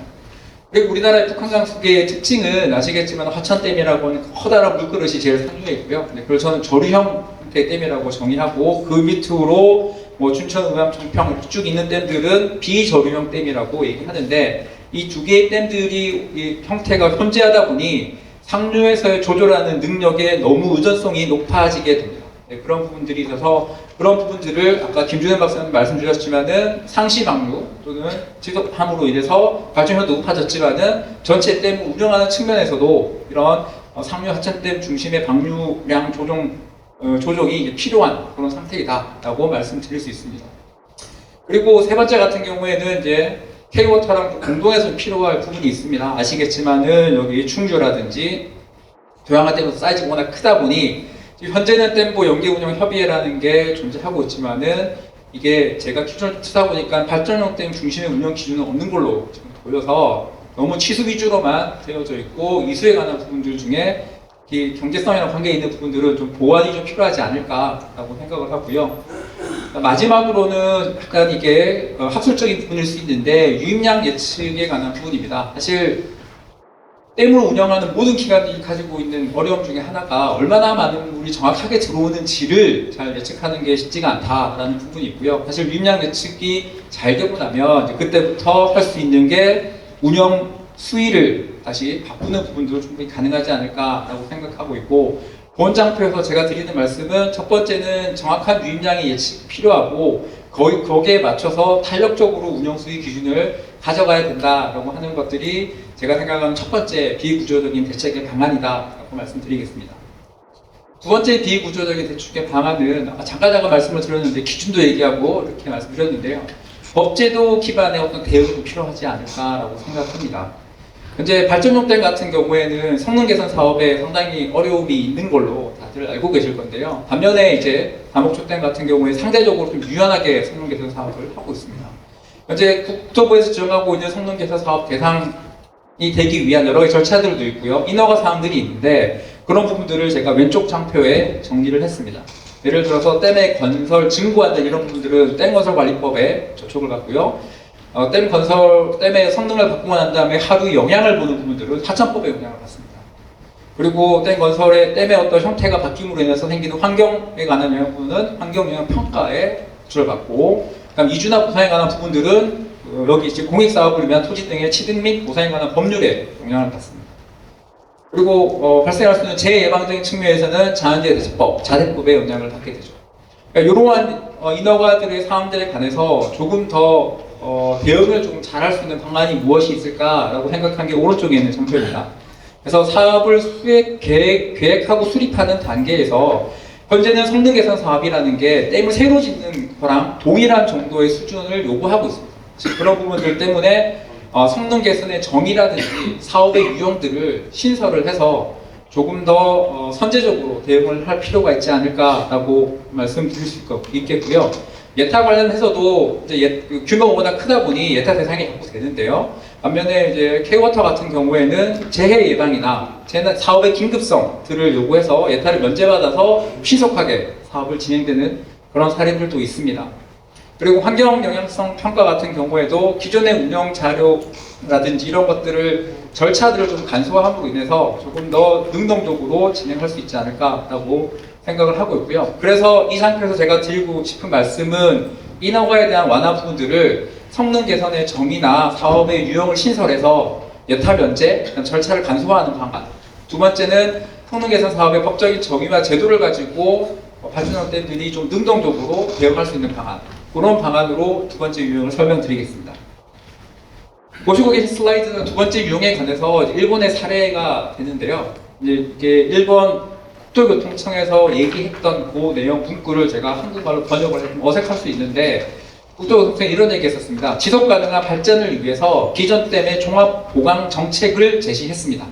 그래서 이 동그라미로 되어 있는 다이어그램의 중앙을 보시면은 Dam Upgrading Under Operation이라는 표현이 있습니다. 그래서 댐을 운영하는 와중에서도 댐의 성능을 높일 수 있는 사업은 이렇게 정의를 할게 라고 해서 일본은 국토교통청은 정의를 이렇게 해놓고 있고요. 대표적으로 댐의 증보, 바닥 방수로 추가 설치, 홍수를 위한 우회 터널, 그다음 저수지의 태사 관리, 그다음에 자기 강우 예측을 통한 저수지 운영, 그다음에 이런 부분들이 이제 국토교통청 주도하에 홍수의 완화와 안정성을 동시에 높이면서 댐에 원래 가지고 있는 기능들을 더 강화하는 방향으로 가는 게 현재 기후변화에 관한 정책적인 방향으로 진행되고 있다라고 말씀드리겠습니다. 그리고 그 부분에 관해서 이제 아까 강원연구에서 발표해 주신 김은숙 박사님도 주셨는데요. 그래서 물 관련 재해 위험에 저감하는 정책들도 같이 갑니다. 그래서 가지고 있는 키워드는 지속 가능성이라고 하는 resilience라는 표현을 하고요. sustainability라는 표현을 가지고 기후변화에 대응을 하겠다. 그래서 기후변화의 영향은 우리가 인지하고 아까 말씀드린 것처럼 댐 유입량을 정확하게 예측하기 위한 장기 강우 예측, 유역 단위의 구조적인 또는 조기 경보, 이런 비구조적인 대책 이런 것들을 통해서 홍수 리스크를 관리함으로 인해서 그러한 얻을 수 있는 모든 이익들을 국민한테 환원하겠다 하는 그런 방향으로 일본 국토교통청들은 댐에 대한 성능을 기후변화에 대해서 대응을 하고 있습니다. 세 번째 유형입니다. 세 번째 비구조적 대책으로는 유지관리 체계 강화입니다. 제가 모두에 잠깐 말씀을 드렸던 것처럼 국내의 모든 SO 시설입니다. 댐뿐만 아니라 시부종 모든 SO 시설들이 다 노후화가 됐고 고령화가 됐습니다. 그러면은 장수명화라고 하는 키워드를 가지고 모든 기반 시설들을 유지 관리를 하게 되는데요. 그럼 기존에 그런 키워드를 가지고 유지 관리를 해오지 않다 보니 이런 방향들을 어떻게 나아갈 것이냐 하는 부분이 있고, 그래서 이제 국토부에서 생각하고 있는 거는 자산 관리의 어떤 개념을 도입을 해서 이게 자산으로서의 가치를 유지하기 위해서는 어떠한 부분이 필요한지에 관한 부분들을 얘기를 하고 있습니다. 대표적인 게 여기 나와 K-워터에 사용하고 있는 다목적댐 유지관리 체계라는 부분이 있습니다. K-워터는 좀 선제적으로 생애주기, 라이프 사이클에 관해서 어떤 시기에 어떤 상태가 발생할 수 있으므로 어떻게 선제적으로 조치를 해야지만이 우리의 자산을 잘 보존할 수 있다 라고 해서 단계별로 이렇게 장기 투자 전략들을 수립했고, 그 중에 핵심 사항은 재정 전략의 수립입니다. 이게 가장 핵심 사항이고요. 그래서 앞으로 한수원에 관리하는 발전용 댐들도 이러한 재정 전략 수립에 관해서 집중해서 일을 하면 어떨까라고 생각을 하고 있습니다. 물론 이런 재정 전략을 수립하는 과정에선 오른쪽 장표에 있는 것처럼 요수로에 관한 잔존 수명, 그리고 기타 시설에 관한 잔존 수명들을 사전에 예측을 해야 되는 거고요. 이런 부분들은 이제 학술적인 부분이라서 이제 고민을 좀 많이 될 부분이 있을 것 같습니다. 그다음에 이제 일본 같은 경우에도 제가 아까 말씀드린 것처럼 다녀왔을 때 살짝 보여줬던 게 일본의 모든 발전사들이 다 가지고 있는 건데요. RBM이라고 부르고 Risk Based Maintenance라는 개념으로 이제 생각합니다. 그래서 어떠한 구조적인 결함에 발생할 수 있는 확률에다가 그로 인해서 피해 영향이 얼마나 클지를 정량적, 정성적으로 평가하는 표. 그래서 장표의 오른쪽에 보면 버블 차트라고 되어져 있는 리스크 맵이 있습니다. 그래서 보면 가로축은 발생 빈도고요. 세로축은 어떤 강도가 됩니다. 그래서 얼마나 자주 얼마나 큰 영향들이 발생할 수 있는지를 사전에 확률적인 개념으로 관리를 하고 있습니다. 이걸 만들기 위해서는 가장 오른쪽 장표에 있는 매트릭스를 만들어야 됩니다. 그래서 그 매트릭스를 만드는 과정들은 지속적인 모니터링 또는 지속적인 유지 관리에 관한 이력들을 잘 관리함으로써 만들 수 있고요. 그 두 가지를 가지고 중간에 프로세스를 만들어서 업무 흐름들을 만듭니다. 그래서 그런 부분들이 결국에는 고위험 시설들에 관한 자원을 집중 투자해서 가용성과 비용의 효율성을 높여가지고 장수명화로 시설들을 관리하자라고 하는 게 세 번째 유형이 될 수 있습니다. 그러면 크게 말씀드린 것처럼 비구조적인 대책에 관해서 세 가지 유형 중에 한 가지가 되는데요. 제가 생각하기에는 북한강수계 댐 운영의 효율성 높이기 위해서 전력 생산적인 측면에서 보면 아까 말씀드렸듯이 화천댐의 저류형댐에서 댐의 의존성이 높은데 거기서 방류된 물을 아래에서 계속 받았었습니다. 그래서 동일한 유입량에 관해서 조수위는 조절하지 않고 계속 받아 넘겨서 하는 방식을 저는 기존에 있는 것처럼 의존적댐 운영 방식이라고 얘기를 했고요. 그 다음에 이걸 좀 바꾼다고 하면 댐 내에서 자체적으로 가용할 수 있는 수의 변동, 그게 단 1m라고 하더라도 그게 S&P랑 물렸을 경우에는 조금 더 많은 판매 이익을 확대할 수 있습니다. 그래서 그런 부분들이 동일 수량을 활용해서도 판매 이익을 최대화할 수 있는 방법, 이런 부분들이 전력 생산 측면에서 좀 효율을 높일 수 있을 것 같고요. 그다음에 취수 안전 분야에서 개념으로는 제가 멀티커플링이라는 개념을 가지고 현재는 댐하고 하천을 별개로 많이 하다가 최근 들어서 2020년부터죠. 그래서 댐 하류 하천까지 고려해서 댐 방류량에 하루씩 영향을 지금 보고 있는데, 사실 제가 여기서 제시하고 있는 멀티커플링이라는 개념은 그거를 한꺼번에 해석할 수 있는 그런 기법을 말씀을 드리고요. 현재는 미 공동단에서 유사한 기법들을 쓰고 있습니다. 여기 잠깐 썼는데요. CWMM이라고 해서 미 공동단에서 전체 물을 관리한 시스템입니다. 그래서 기기부터 시작해서 시설, 그 다음에 운영까지 다 묶어가지고 보고 있는 시스템인데, 이 시스템의 자료는 저희 일반인들이 접근할 수는 없습니다. 없고, 대신에 그거랑 유사하게 핵 RTS라고 해서 리얼타임 시뮬레이터라고 좀 조잡한 프로그램을 일반인들 공개를 해줬고요. 그거의 그 다음 버전 핵 와트라고 해서 워터쉐드 어마시스 툴이라는 걸로 해서 통합적인 운영을 수치 해석적인 기법으로 지금 계속 발전하고 있습니다. 그래서 이런 부분들이 충분히 된다고 하면 댐이 가지는 치수 안전성 분야에서의 효율성도 높아질 것이다 라고 말씀드릴 수 있습니다. 그런 부분들이 지금 나와 있는 거고요. 다음에 마지막으로는 법제도 분야에서 건전성 관리라는 개념을 좀 도입할 필요가 있지 않을까라고 생각해서 가지고 왔습니다. 현재 미국의 토모카케에서는 미국에 있는 모든 SO 시설들의 건전성 관리를 지금 진행하고 있고요. EPA에서 얘기하고 있는 5가지 단계로 자산 관리 개념하고 구조물의 안전성까지 포함해서 건전성이라는 개념으로 관리를 하고 있습니다. 그래서 건전성 관리 안에서는 정책적인 판단 자료로 활용하는 게 가장 핵심이고요. 거기에 근거가 되는 것은 아까 말씀드린 것처럼 재원입니다. 그래서 자산 관리에 관한 포인트들이 핵심이 될 수 있습니다. 그래서 구조물의 안전성과 성능을 유지 또는 개선하기 위해서 어떤 식의 점검과 평가와 보수와 모니터링이 필요하냐, 이런 것들을 정의를 해두는 게 댐의 건전성 관리 기준이다라고 말씀드리고요. 이런 벽제된 부분들이 강조가 좀 돼야지 기후변화에 관해서 이미 좀 능동적으로 대응할 수 있을 거다라고 말씀드릴 수 있을 것 같습니다. 아까 김조희 박사님이 잠깐 S&P 말씀을 해주셨는데요. 이제 보시고 계신 장표가 이제 그겁니다. 여기 보면 오른쪽 하단에 있는 표가 이제 첫 번째 주기 1954년, 91년, 2000년, 2008년도에 유사한 발전량을 보이고 있습니다. 그래서 25만 메가와트 정도씩을 발전하고 있는데요.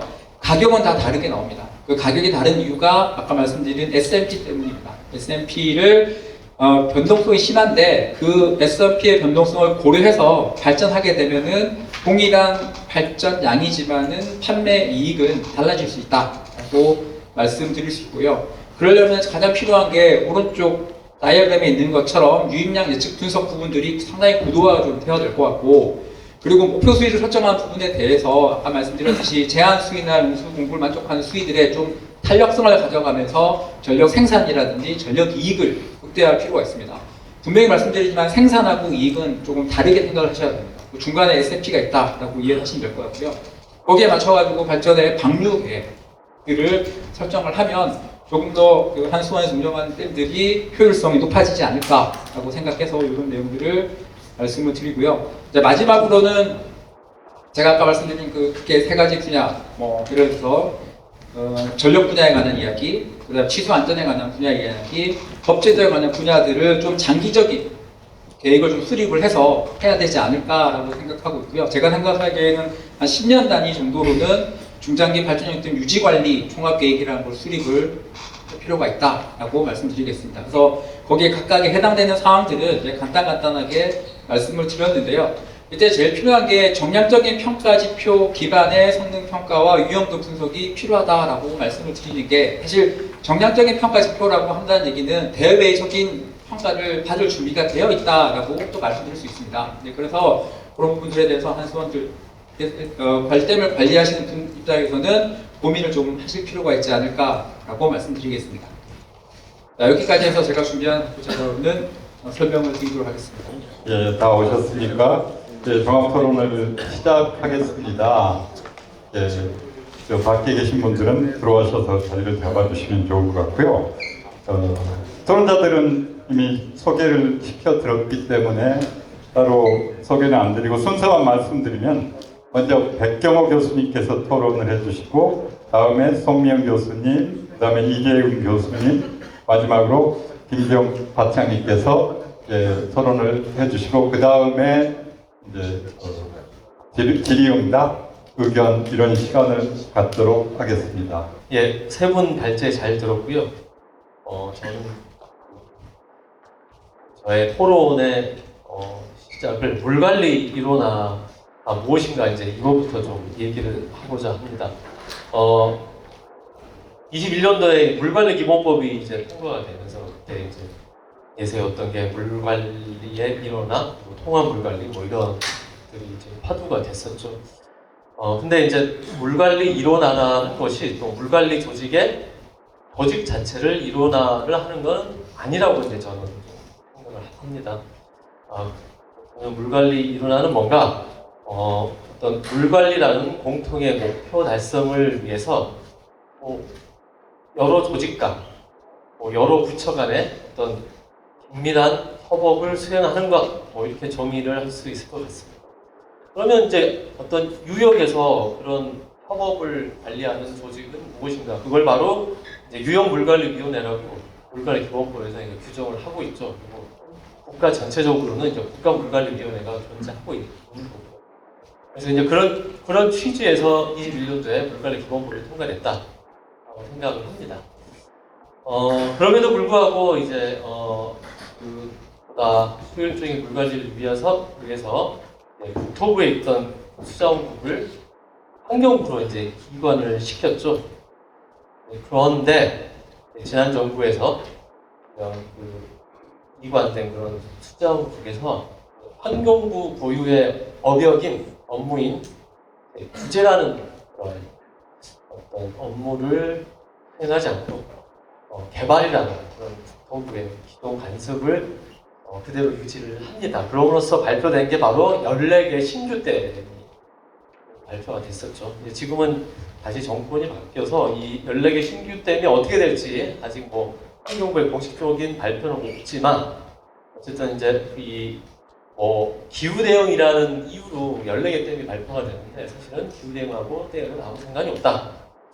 그래서 이제 이 14개 댐에 대한 어떤 새로운 구조물을 만든다는 게 과연 환경부의 업역에 맞는 일인가, 이건 상당히 좀 생각을 해볼 문제라고 할 수가 있겠습니다. 그래서 뭐 이런 사례를 제가 말씀드리는 이유는 이제 물관리의 일원화가 과연 조직이 일원화가 됐다고, 즉 국토부에 있던 수자원국이 환경부로 가서 이렇게 물관리의 조직이 일원화가 됐다고 해서 모든 게 잘 풀리느냐, 그렇지 않다라는 아주 극단적인 예가 14개 댐이 아닌가라고 생각을 합니다. 제가 이제 서론이 좀 길었는데, 그러한 그러한 의미에서 오늘 이제 발표가 됐던 발전용 댐의 다목적 활용은 이제 매우 지금과 같은 그 기후 시대에 매우 중요한 일이다라고 말씀을 드릴 수가 있고요. 그래서 이제 세종구의 환경부는 물관리 이론화를 위해 이제 구청 간 협업에 더욱더 이제 노력을 기울여야 될 것 같은데요. 그 첫 번째 사례가 오늘 발표되었던 사례가 매우 중요한 거죠. 그러니까 물론 이제 기후 에너지 환경부가 되면서 이쪽이 다시 이제 하나가 될 것 같긴 한데 어쨌든 환경부와 한수원의 어떤 협업이 가장 대표적인 게 이런 하천댐의 다목적 활용이라고 얘기할 수 있겠고요. 그리고 이제 두 번째 사례로는 이거는 이제 오늘 얘기랑은 약간 다르긴 한데 아까 플로어에서도 잠깐 얘기가 나왔는데 예를 들어 환경부와 농어촌공사, 농업용 조수지의 어떤 새로운 활용 이런 것들도 이제 새로운 예라고 할 수가 있겠습니다. 대표적인 예로는 이제 왕숙천 오람 조수지라는 게 있는데 그거는 제가 나중에 시간이 나면 좀 말씀을 드리고자 합니다. 그래서 오늘 나왔던 예가 이제 하천댐의 다목적 활용인데 뭐 제가 찾아본 바로는 이제 우리나라의 댐의 이제 조수량의 크기대로 순서를 매겨보면 예를 들어 하천댐이 한 5위 정도입니다. 발전용 댐 중에서 조수용량이 가장 크고 예를 들어 15톤이 좀 넘죠. 근데 이제 4위가 뭐냐면 그 안동댐인데 이건 수자공사가 가지고 있는 다목적 댐이죠. 이게 총 조수 용량이 한 12억 정도 됩니다. 뭐 높이를 비교를 해봐도 하천댐이 예를 들어 11m면 안동댐은 죄송합니다. 하천댐이 81m, 안동댐이 83m. 그래서 높이도 비슷하고 조수 용량도 비슷합니다. 그런데 법적으로 하천댐의 홍수 조절 용량은 0. 이수 용량도 0입니다. 왜냐하면 하천댐은 하천 시설이 아니고 이제 하천 공장으로 법적으로 되어 있죠. 반면에 안동댐은 홍수 조절 용량이 1.1억 이수 용량이 8.9억 대단히 많죠. 그래서 이게 이제 거의 그 규모도 크고 높이도 비슷한 이런 댐들이 사실은 이제 이런 활용, 이제 법적인 지위 때문에 그 활용이 좀 다르게 되고 있다. 그래서 예를 들어 이제 하천댐도 실제로는 홍수 때는 홍수 조절을 하고 있고 오늘 발표와 같이 이제 더더욱 그 이수를 위해서 더 잘 활용을 하겠다. 뭐 이런 계획들을 말씀을 했는데 앞으로 이런 것들은 아주 좋은 예다. 기후위기 시대에 댐을 새로 만드는 것보다는 기존 댐을 활용을 해서 이수와 치수의 능력을 높이는 것 매우 좋은 예가 아닐까 이렇게 말씀을 드리고요. 그런 의미에서 아까 말씀드렸던 작년에 환경부가 제시했던 14개 댐 중에 북한강 수계가 하나가 있었죠. 그게 바로 수입천 댐입니다. 바로 하천댐 위에 만들기로 했고 근데 이 수입천 댐의 용량은 1억 톤밖에 되지 않습니다. 네. 말씀드렸듯이 하천댐의 조수 용량은 10억 톤. 10억 톤이라는 큰 댐이 있음에도 불구하고 그 위에 1억 톤이라는 훨씬 더 작은 댐을 만들어서 물을 공급하겠다라는 거는 사실은 합당하지 않는 그런 계획이라고 얘기할 수가 있겠습니다. 그리고 오늘 발표됐던 다목적 댐의 죄송합니다. 그 발전용 댐의 다목적 활용은 사실은 한강역 물관리 종합계획에도 이미 기록이 되어 있고 이거는 법정 계획이기 때문에 사실은 따라야 될 문제입니다. 잘 아시다시피 물관리 기본법이 통과가 되면서 각 유역의 최상위 계획은 유역 물관리 종합계획이 되겠습니다. 이 한강역 물관리 종합계획은 21년부터 30년까지 계획인데 여기에 이제 번역별 추진 과제가 있는데 그 중에서 이제 북한강의 추진 과제 중에 하나가 북한강 수계 발전용 댐의 다목적 활용 방안 수립이라고 되어 있었고 거기에 그 의미는 뭐냐 이제 홍통과 한강 홍수 통제소와 한국 수력 원자력 한수원의 발전용 댐 즉 하천댐과 팔당댐의 다목적 활용 이 얘기가 이미 21년도 계획에 나와 있습니다. 그래서 이거는 당연히 좀 따라야 될 사항이다. 그래서 앞으로 이런 다목적 댐에 죄송합니다. 제가 자꾸 지금 용어를 헷갈리고 있는데 발전용 댐에 다목적 활용의 사례는 앞으로도 계속 늘어야 될 것이다 라는 걸 마지막으로 강조를 드리고, 혹시 관심이 있으신 분이 있을지 몰라도 제가 아까 이제 농업용 저수지의 어떤 새로운 활용, 여기에 대해서 원암 저수지의 사례를 잠깐 말씀을 드린다고 했는데, 혹시 시간이 되나요? 과장님? 시간이 안 되면 혹시 2분 질의가 오면은 한마디로 말씀드리면 그 왕수천 유역에 원암 저수지라는 게 있는데, 그게 이제 예전에는 그 농업용수 공급용으로 사용을 했었습니다. 그런데 경기도는 특히 이제 그 개발 압력이 심해서 이 택지 개발이 많이 돼서 이제 농업용수를 사용할 이유가 없게 된 거죠. 그래서 이 원암 저수지에 홍수기 제한 수위를 낮춰서 그 빈 공간을 홍수 때는 홍수량을 잡아주는 걸로 그렇게 활용하겠다. 뭐 이런 계획이 세워져 있습니다. 그래서 과거에는 농업용 저수지는 농업용수 공급에만 사용을 했지만, 이제는 그 용도가 조금 없어진 그런 농업용 저수지는 다른 용도, 즉 치수 용도로도 사용할 수 있다. 이런 거를 말씀을 드리면서 토론을 마치도록 하겠습니다. 감사합니다. 예, 감사합니다. 따로 질문은 안 하겠습니다. 다음은 송미영 교수님께서 토론을 해주시겠습니다. 네, 소개받은 송미영입니다. 사실 이게 네 번째로 이런 걸 하셨다고 아까 말씀하실 때 시작했는데, 처음에 시작했을 때에 비하면 이제 저희가 발전이 꽤 있죠. 한수원도 입장이 점점 정해지고 있고, 오늘 이 자리에서 말씀은 못하셨지만 발전면댐을 이제 새롭게 보는 여러 가지 관점에 대한 시도를 계속 하시는 중인 거죠. 사실 이제 댐을 그냥 우리가 생각할 때 일반인들이든 전문가들 이런 이름표가 붙어 있는 걸 되게 당연시합니다. 이 댐은 발전용 댐, 이 댐은 뭐 다목적 댐, 이 댐은 농업용 저수지, 농업용 댐 이렇게. 근데 사실 이름표가 꼭 필요할까요? 라는 질문이 저는 시작되고 있다고 생각합니다. 그 시작되는 이유 중에 하나가 오늘 이제 이 세션의 제목처럼 기후변화하고 환경변화죠.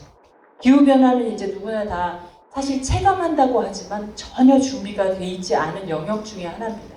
특히 이제 치수는 나름 뭐 준비를 꽤 해왔는데, 이수 쪽은 특히 준비가 안 돼 있는 영역입니다. 강릉 사태에서도 보듯이. 그리고 어쨌든 기후변화가 되면 변동성에 저희가 대응을 해야 되죠. 그 다음에 지역적인 변화에도 대응을 해야 되고. 근데 이제 환경변화는 또 어떤 거냐, 이런 걸 우리가 정의를 해야 되는데, 환경변화의 가장 극심한 저는 요인은 수요변화라고 생각을 합니다. 수요가 어떤 수요냐, 뭐 용수를 원하느냐, 뭐 친수를 원하느냐, 뭐 여러 가지 있겠죠. 가치 요소를 원하느냐. 이제 그런 거를 우리가 어떤 식으로 정의할 거냐의 문제가 발전용 댐한테도 질문으로 던져지고 있는 시기인 거죠.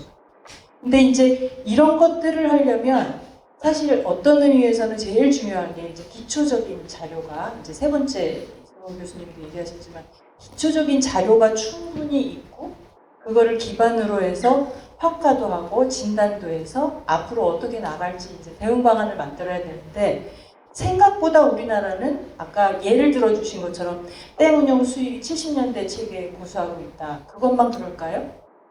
다른 것들도 다 그렇다는 얘기죠.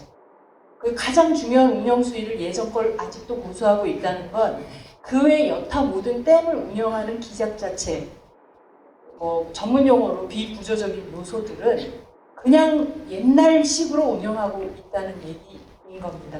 근데 이제 이런 모든 댐들의 새로운 모습을 우리가 규정하고 바꾸려면 이미 일어나고 있는 것처럼 발전용 댐도 다목적 댐이 되고 있고, 다목적 댐은 더 많은 다목적 역할을 해야 되고, 농업용 저수지도 이제 농업용이 아니고 오공저수지처럼 생활용수나 공업용수를 공급해야 된다. 그러면 이름표를 떼야 되나? 아니면 이름표를 바꿔야 되나? 이런 질문을 우리가 할 수 있겠죠. 근데 이름표를 바꾸는 게 그 가장 중요한 게 뭐냐면 아까 발제자분들도 얘기했는데 법적 지위에 대한 문제라고 저는 생각을 합니다. 근데 그 법적 지위가 왜 중요하냐? 똑같은 댐이 되면 만약에 이제 댐의 이름표를 떼고 나서 생각해 본다면 모든 댐이 같은 법적 지위를 갖게 되겠죠. 그러면 그 댐이 갖는 권한과 지위가 같아지겠죠. 근데 지금은 다목적 댐이 갖고 있는 게 만약 100이라 그러면 발전용 댐이나 농업용 저수지가 갖고 있는 건 한 10점도 안 되는 겁니다. 가지고 있는 권한이 아무것도 없고 주어지는 책임만 완수해야 되는 거죠. 특히 이제 이번 화천댐의 경우 화천댐한테 다목적 기능을 부여하면서도 국가는 뭐라 그러냐면 협약으로 해 이렇게 얘기하는 거죠. 근데 원래 법상으로 잘 생각해 보면 내가 공업용수를 공급하고 있는데 나 다목적 댐 아니야? 이렇게 주장할 수 있잖아요. 그러면 나도 다목적 댐의 지위를 줘야지. 그게 뭐냐면 이름표를 바꾸면서 제도적으로 이 댐한테 그런 법적 지위를 주는 거죠. 법적 지위라는 건 뭐냐? 그거에 관련된 조직과 예산을 주고 제도적으로 이름표를 바꿔주는 거죠. 근데 이름표를 바꿔줄 생각이 지금 현재 제도에서는 전혀 일도 없는 거죠. 그냥 너는 협약 수준에서 해. 그러니까 이제 한수원 입장에서는 이런 생각을 해야 되는 거죠. 내가 과연 발전용 댐인가? 아니면 화천댐은 다목적 댐인가? 근데 이제 사람들을 자꾸 헷갈리게 하는 건 뭐냐면 댐의 이름표를 안 바꾸고 다목적 활용이라고 자꾸 얘기하는 거죠. 근데 다목적 활용이 아니고 다목적 댐의 지위를 줘야 되는 거죠. 근데 이게 뭐하고 연동되냐면 오늘 지금 저희가 얘기하고 있는 지속 가능성하고 저는 연동이 된다고 생각을 합니다. 이 지속 가능성을 잘 생각해 보면 세 가지 요소를 우리가 항상 생각을 하는데 원래 우리는 경제를 먼저 얘기하죠. 경제, 사회, 환경. 근데 요즘은 이제 화두가 막 바뀌면서 기후 이런 걸 고려해서 환경이 약간 앞으로 나가는 척은 하고 있죠. 근데 이제 환경이 밑에 깔리면서 거기에 사회 경제가 있는 게 지속 가능성이라고 사람들이 많이 설명을 하는데 이때 환경을 하려면 제일 1번이 뭐냐면 순환에 대한 걸 고민해야 됩니다. 그럼 그 순환이 뭐 자원의 순환이든 뭐 자연계 물의 순환이든 모든 걸 하려면 효율적으로 관리를 해야 되겠죠. 효율적으로 관리할 수 있는 수단을 우리가 생각을 해야 되고 사회를 생각하면 공정이나 형평성 같은 거를 생각을 해야 되는데 이걸 하려면 과학적인 기술 기반이 있어야 됩니다. 한수원도 물론 발전용 댐에 대해서 그런 기반을 갖춰야 되겠죠. 그리고 또 하나는 이제 경제적인 관점인데 경제적인 관점을 하려면 사실은 우리가 돈 얘기를 꼭 한다고 하지만 돈 얘기는 다시 뒤집어 얘기하는 뭐냐면 물값을 받을 거냐? 아니면 그거를 유지 관리하는 비용을 누가 줄 거냐? 뭐 이런 얘기죠. 아까 이승훈 교수님 여러 차례 말씀하신. 그럼 그런 내용을 하기 위해서는 그런 제도를 줘야지만 되는 거죠. 지금은 아까 백 교수님도 잠깐 얘기하셨지만 다목적 댐은 하천 시설물이지만 요 발전용 댐은 그냥 공작물이. 그러니까 뭐가 없냐? 내가 물을 흘려주는 권한이 없어요. 그다음에 내가 물을 흘려줘도 뭐라고 주장할 바가 없는 거죠. 그리고 허가를 하는 양 자체도 발전용 수에는 그냥 흘려보내는 양만 있고 다목적 댐은 물을 저수해서 그거를 팔 수 있는 권한이 아예 있는 거예요. 왜 이렇게 다르게 취급해야 돼? 내가 물을 똑같이 공급하고 있는데. 그럼 벌써 이게 형평성이 무너지죠. 형평성이 무너지면 사람들 마음속에 어떤 생각이 생기냐면 나는 왜 쟤하고 달라? 그런 갈등이 생기죠. 그런 갈등이 여러 군데에서 일어나게 되는 거예요. 이게 한수원과 수공의 문제가 아니고 강원도의 경기도의 문제가 되고 이게 또 국가 안에서도 서로 간의 이해관계자들이 서로 갈등하게 되는 거예요. 그런 문제를 뭔가 새로운 수단으로 저는 해소를 해야 된다고 봅니다. 근데 그런 해소를 하기 위한 수단에 국가가 별 관심이 없는 게 문제인 거죠. 그러니까 국가의 관심을 그런 방면에서 집중하고 그런 요구를 받아들일 준비를 하라고 요구하는 게 사실은 저희 같이 이렇게 전문가들이나 아니면 이런 포럼을 통해서 저희가 해야 되는 일이라고 저는 생각하는 겁니다. 그래서 이런 일들을 자꾸 하다 보면 이제 저희가 지금 얘기하는 것처럼 뭐 하나만 제도만 바꾸면은 아까 첫 번째 발제자분이 얘기하신 것처럼 물량이 막 바뀌고 그다음에 발전되는 시설 용량도 바뀌고 뭐 이런 전반적인 변화가 금세 일어날 수 있잖아요. 그러니까 제도를 바꾸기 위한 그 노력에 대해서 조금 더 중앙정부에 적극적으로 얘기를 하고 그 기준들이 뭐여야 한다고 저희가 좀 얘기하는 그런 노력이 훨씬 더 필요하고 한수원도 앞으로 그런 준비가 더 잘 되셨으면 하는 바람입니다. 이상입니다. 다음으로는 아주대학교 이재은 교수님께서 질문해 주시겠습니다. 네, 아주대학교 이재훈 교수입니다. 그 세 분 발표하신 내용 잘 들었고요. 이제 제 의견을 간단하게 말씀을 드리도록 하겠습니다. 앞에서도 말씀을 하셨지만 이제 신규댐을 건설한다는 것은 사회적으로나 환경적으로나 이렇게 합의를 이루기가 상당히 어려운 시점에 도달을 했습니다. 하지만 우리나라에서 이 신규 용수 수요는 용인 산단, 반도체 산단을 보더라도 그렇고 계속해서 증가하고 있습니다. 그래서 이렇게 증가하는 용수 수요를 맞추기 위해서는 결국 있는 거를 갖다가 최대한 활용을 하는 방법밖에 없습니다. 이러한 측면에서 우리가 발전용 댐을 다목적화해서 용수 공급하는 목적으로도 사용한다. 이런 것은 사회 경제적으로 상당히 타당하다고 생각이 되고, 이렇게 우리가 기능을 확대할 수 있는 그런 댐들은 모두 최대한 활용하는 방향으로 가야 되는 것이 매우 중요하다고 생각은 됩니다. 그러한 측면에서 이제 우리나라에서 처음으로 시작한 게 발전용 댐 중에서 가장 용량이 큰 화천댐을 다목적화해서 용수 공급도 한번 해보자라고 처음으로 이 다목적화라는 것을 시작을 했는데, 그렇다고 그러면 과연 그 효과는 얼마나 되는지 이를 또 정량적으로 분명히 확인을 해볼 필요가 있습니다. 그래서 첫 번째 발표해 주신 김진훈 박사님께서 이 화천댐의 정량화했을 때, 그 다목적화했을 때 그 효과를 갖다가 이제 정량화를 해주셨는데, 아까도 말씀을 드렸지만 사실 그 용인 반도체를 갖다가 생산하는 데 있어서는 물이 많이 필요하기도 하지만은 무엇보다도 안정적으로 물이 필요합니다.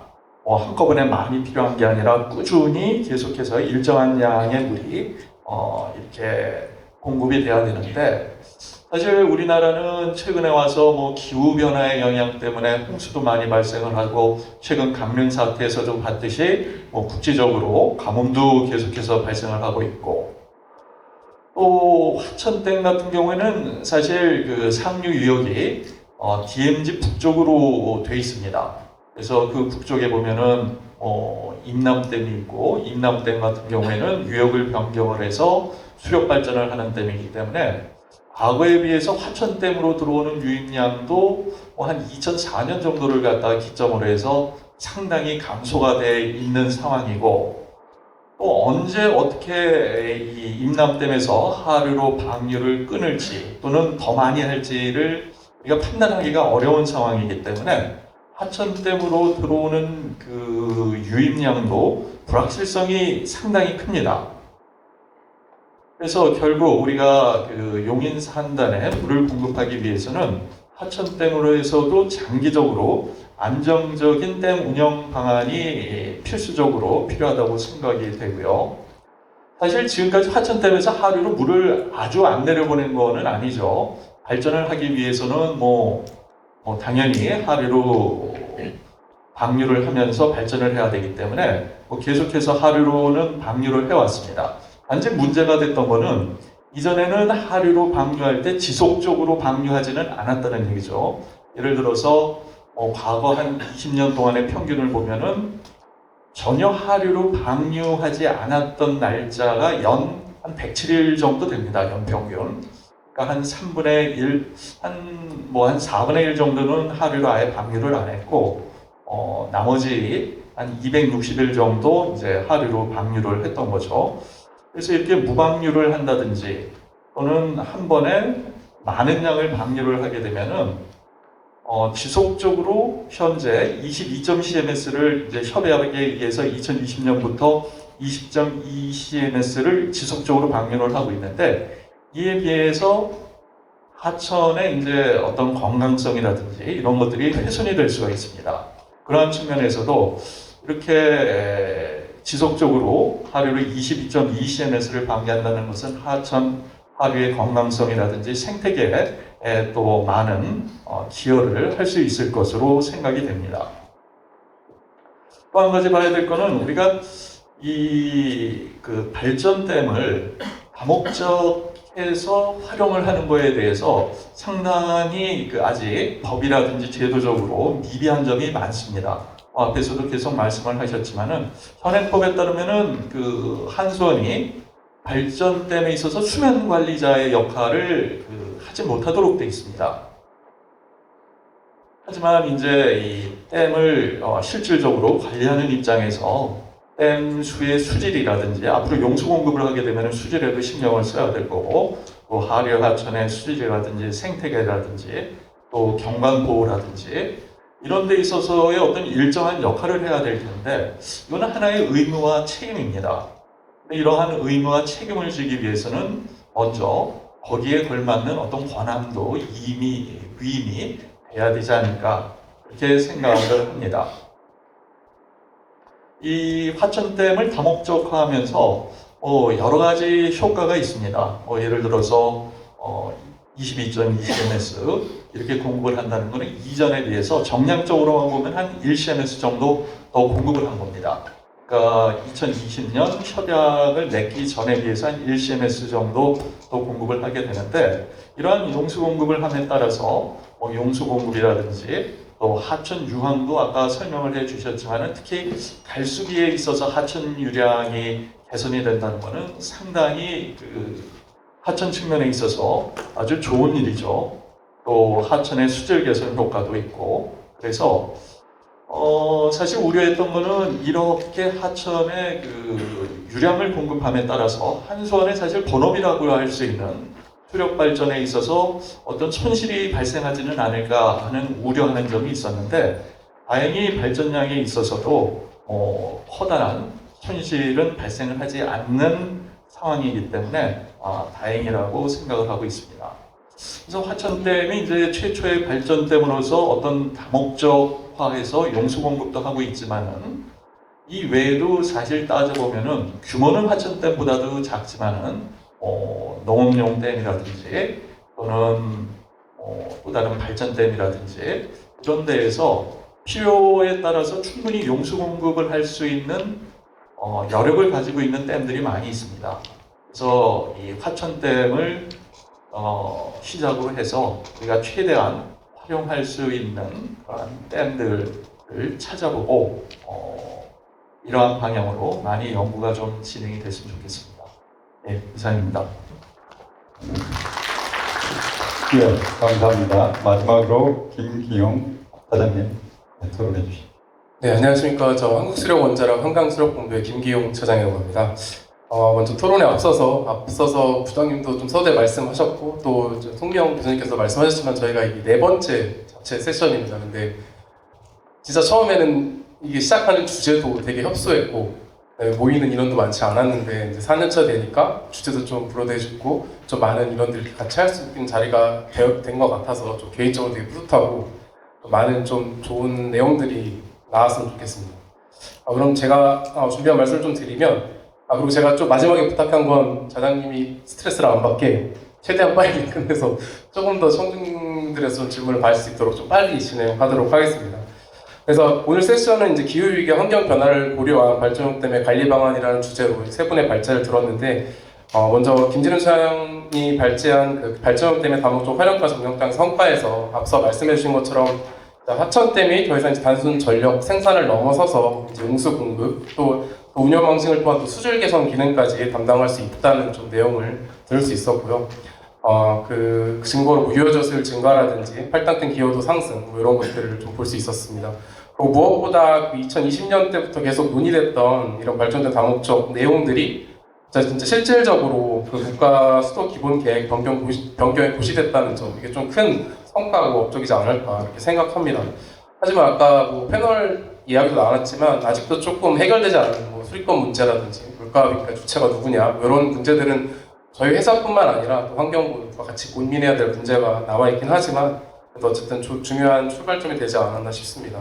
그리고 개인적으로 흥미로웠던 건 이제 그로 인해서 여기 옆에 이재현 교수님도 계시지만 수질 개선 효과도 이미 조금 봤다고 됐는데 제가 아까 발표 자료를 보면서 정확한 수질 항목이나 이런 것까지는 좀 체크하지 못했는데 그래서 어떤 수질 항목은 분명히 좋은 효과가 나타난 걸로 아마도 지속적으로 물의 흐름이 있으니까 그 효과가 나타난 것 같은데 그런 건 좀 더 자세히 자세히 좀 더 연구할 필요가 있지 않나 생각되고 또 그거와 마찬가지로 생태적으로도 분명히 건강성이 좀 좋아졌을 거라고 생각하는데 그것도 방금 이정 교수님께서 언급해 주셨지만 그런 것도 좀 정량할 수 있지 않을까 이런 생각도 개인적으로 좀 해봤습니다.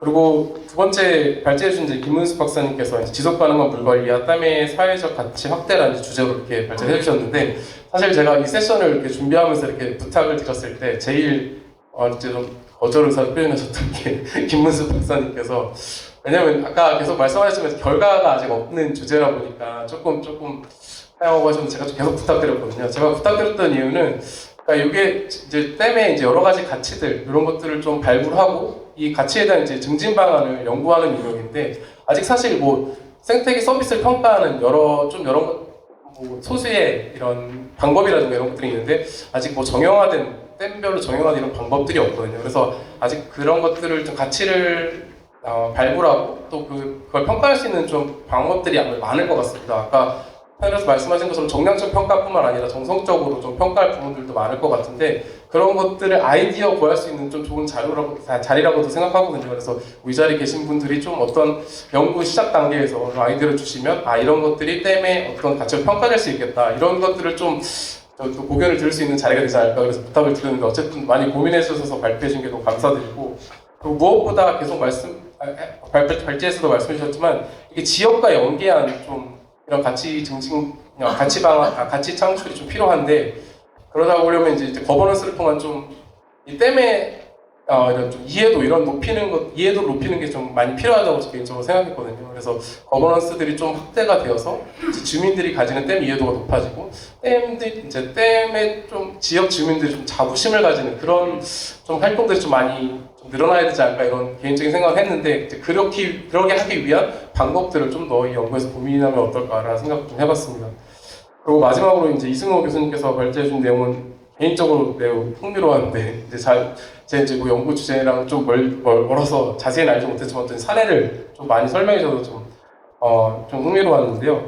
근데 이제 개인적으로 궁금한 것은 이제 저희가 이제 댐 같은 경우에 정밀 진단을 봤는데 이런 것들이 그러면 저희가 다른 뭐 댐의 선진국이나 뭐 미국에 비해서 조금 빈도라든지 이게 좀 평가하는 게 보수적이지 않은 건지 이런 것들은 좀 개인적으로 궁금했고 그리고 이제 댐의 성능 개선 사례에 대해서 말씀해 주셨는데 이걸 하려고 그러면 아까 말씀해 주신 것처럼 관계 변경이 많아서 규제되는 게 많은 것 같은데 이게 안전에 이게 걸리는 만큼 되게 신속하게 추진해야 될 필요도 있을 것 같은데 그럼 다른 나라에서는 좀 이런 만약에 이제 댐에 피해가 있는 상황에서 성능을 개선하려면 좀 면제되는 그런 규제들이 있나 이런 것들에 개인적으로 궁금한 부분들이 있었습니다.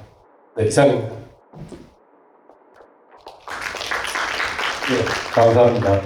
10분 정도 남았는데 아마 청중에서 몇 가지 질문을 받고 그 다음에 발제자들 답변을 듣고 약간 시간 초과할 수 있겠는데 다음 세션이 3시 반이니까 조금 더 하도록 하겠습니다. 그러면 토론자들 토론이 끝났으니까 질문이나 의견을 받도록 하겠습니다. 손을 들어주시고 한 2분 내로 소속을 말씀해 주시고 2분 내로 말씀을 해주시면 감사하겠습니다.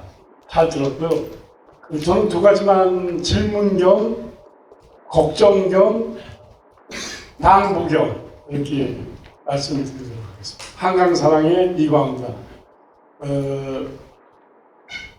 댐 수문이 없는 댐이 지금 매우 위험하다. 그리고 그 수문이 없는 댐이 이제 이게 기후 변화 시대에 이게 막 집중호우를 통해서 막 넘는 사안이 벌어지고 있는데 이승호 박사님이 얘기해 준 대로 이 댐의 전수 조사를 책임 있는 기관이 이거 해야 되지 않느냐 하는 생각이 듭니다. 그리고 크고 작은 내 수문을 만드는 거는 여수로를 만드는 공사에 비해서 10분의 1밖에 안 드는데 지금 여수로에만 함몰되어 있어요.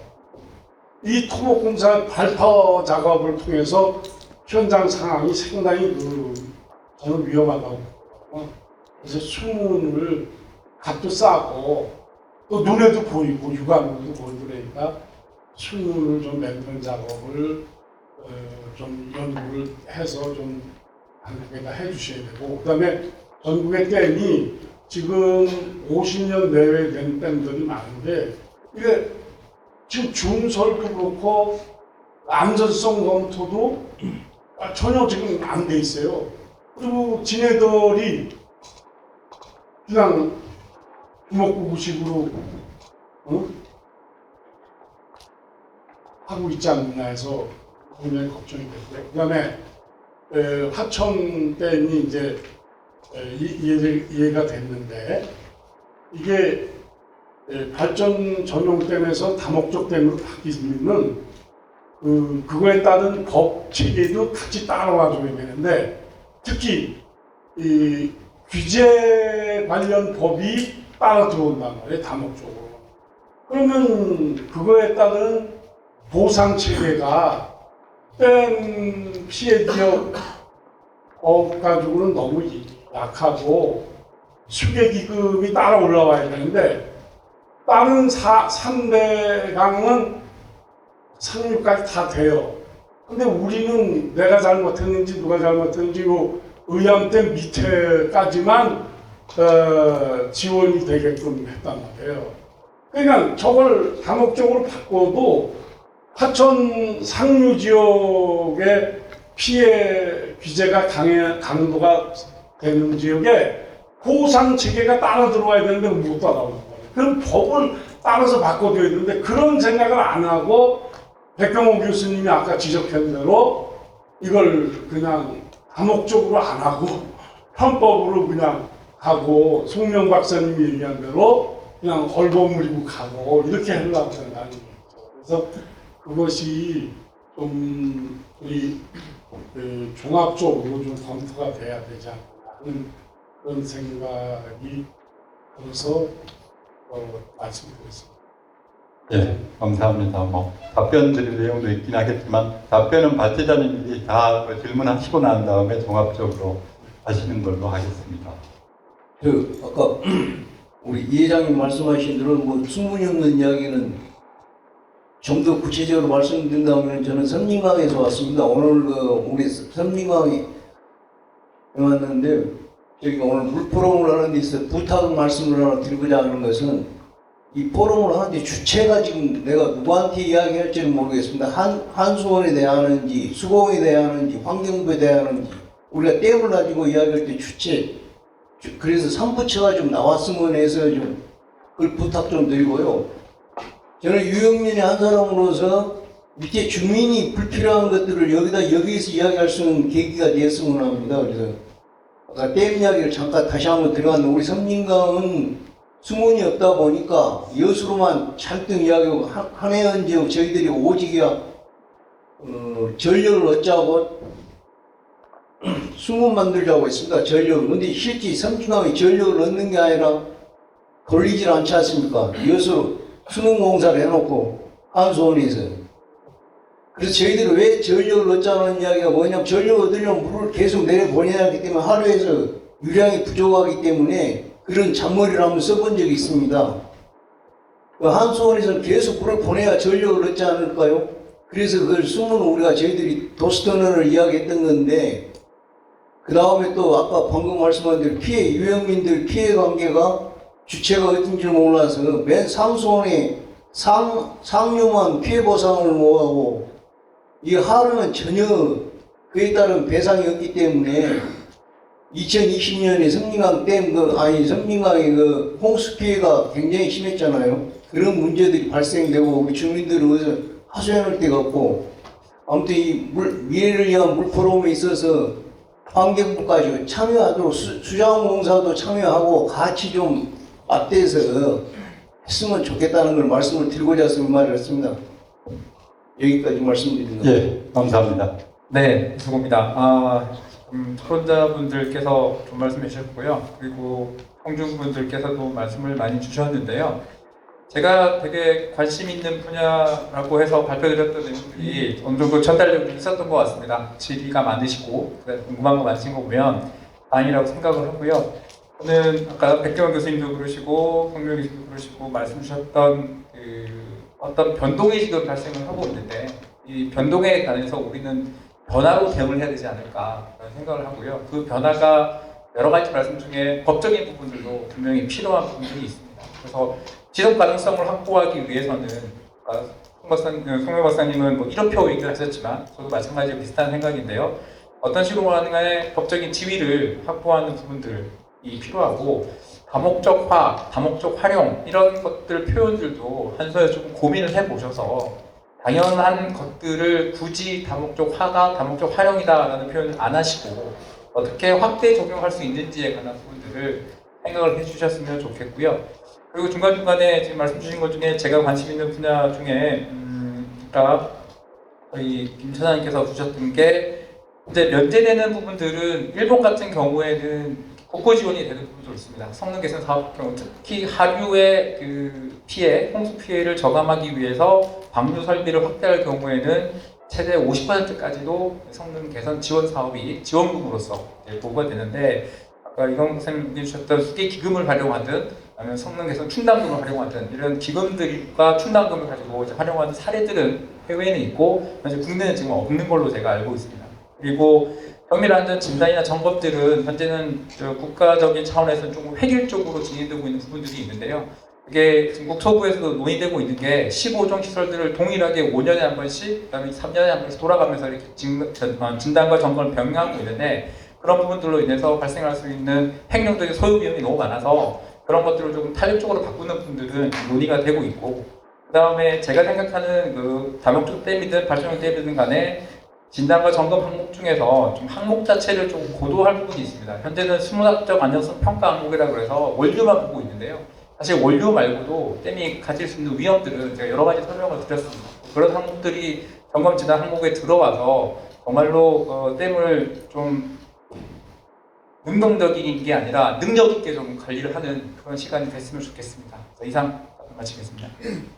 네, 저는 그냥 간단하게 사실 제가 지금 하고 있는 이 연구가 사실은 지역 입장에서 사실 댐은 뭐 발전용 댐이니 다목적 댐이니 탄수원이 관리하는 댐, 수공이 관리하는 댐이 중요하지 않습니다. 그냥 지역 입장에서는 댐은 그냥 지역 발전을 저해하는 요인이다. 우리는 피해의 대상이다. 이렇게 인식하고 있기 때문에 아까 그런 인식의 변화가 우선 필요할 것 같아서 지속 가능한 측면에서 그 가치를 발전용 댐의 가치를 좀 창출해서 저희가 지역과 협력할 수 있는 방안을 뭔가 도출하고자 이런 과제를 시작이 됐다고 앞서 말씀을 다시 한번 드리고 마이크를 넘기겠습니다.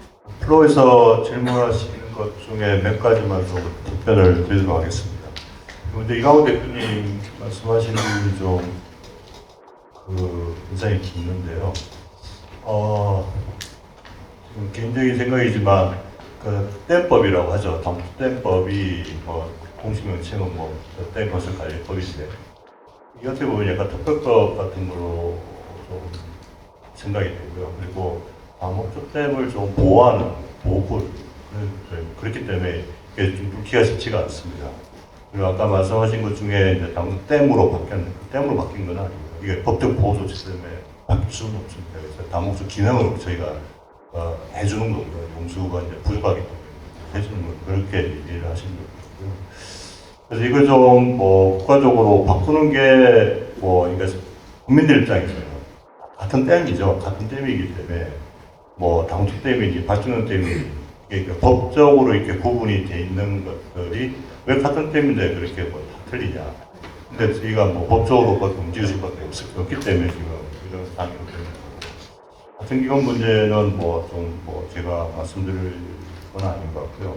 그 정도 댐법에 관한 것은 좀 말씀을 드리고요. 그 다음에 선진강에서 오셨던 선생님 말씀, 어떤 말씀인지는 이해가 가는데요. 이 선진강 댐은 쉽게 말씀드리면 주인이 3개인 댐입니다. 그러니까 다목적 댐이긴 한데 주인이 3개인 댐이에요. 그래서 운영 주체는 수자원부서가 운영을 하고 있습니다. 특히 본류로 물이 나가는 건 수자원부서가 운영을 하고 있고요. 한수원에 자꾸 얘기를 하시는데 저희가 본류 쪽에 물을 이렇게 어떻게 할 수 있는 그런 없습니다. 그래서 아까 누구한테 말씀을 해야 되냐 환경부에다가 말씀하시는 게 맞는 것 같고요. 환경부에다 말씀을 하시면 그 수자원부사가 운영을 책임지고 있기 때문에 이제 필요한 이런 사항에 대해서 조치를 해줄 수 있을 것 같고요. 그리고 저희는 뭐 참고로 좀 말씀드리면 그 정업적으로 농업용수를 공급하면서 발전하고 있거든요. 실제로 지금 본류 쪽으로도 그 1년에 6,500만 톤을 물 공급을 하고 있습니다. 물 공급을 하고 있고요. 그 다음에 그 공급 그 갈로에 소수력 발전기가 꼽혀 있어가지고 발전을 실제로 하고 있습니다. 그래서 우려했던 거하고는 사실 좀 틀리기 때문에 좀 그런 부분들은 나중에 기회가 되면 설명을 다시 한번 드립니다. 이상입니다. 없으신가요? 그럼 정리를 하겠습니다. 어떤 작년에도 비슷한 세션이 있었는데 작년에 주제하고 관심사는 그거였던 것 같습니다. 발전용 댐을 다목적 댐으로 활용해야 된다.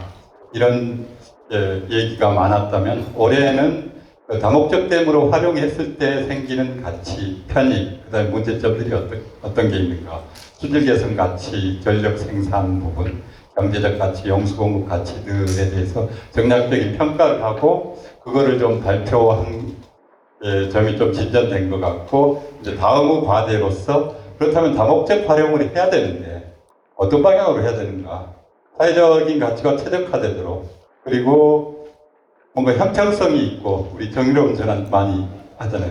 정의롭게 돼야 되는데 지금 그렇지 않은 것 같다. 뭐 법적인 주의도 그렇고 여러 가지 이해 당사자들 간의 형평성 문제도 그렇고, 그래서 아마 내년에 이제 주로 다시 포럼을 한다면 그런 주제들, 다목적 활용을 정의롭고 형평성 있게 그 사회적 가치를 가장 높이는 방향으로 해야 된다는 이런 이제 과제를 여러 토론자하고 발제자들 그 청중이 주신 것 같습니다.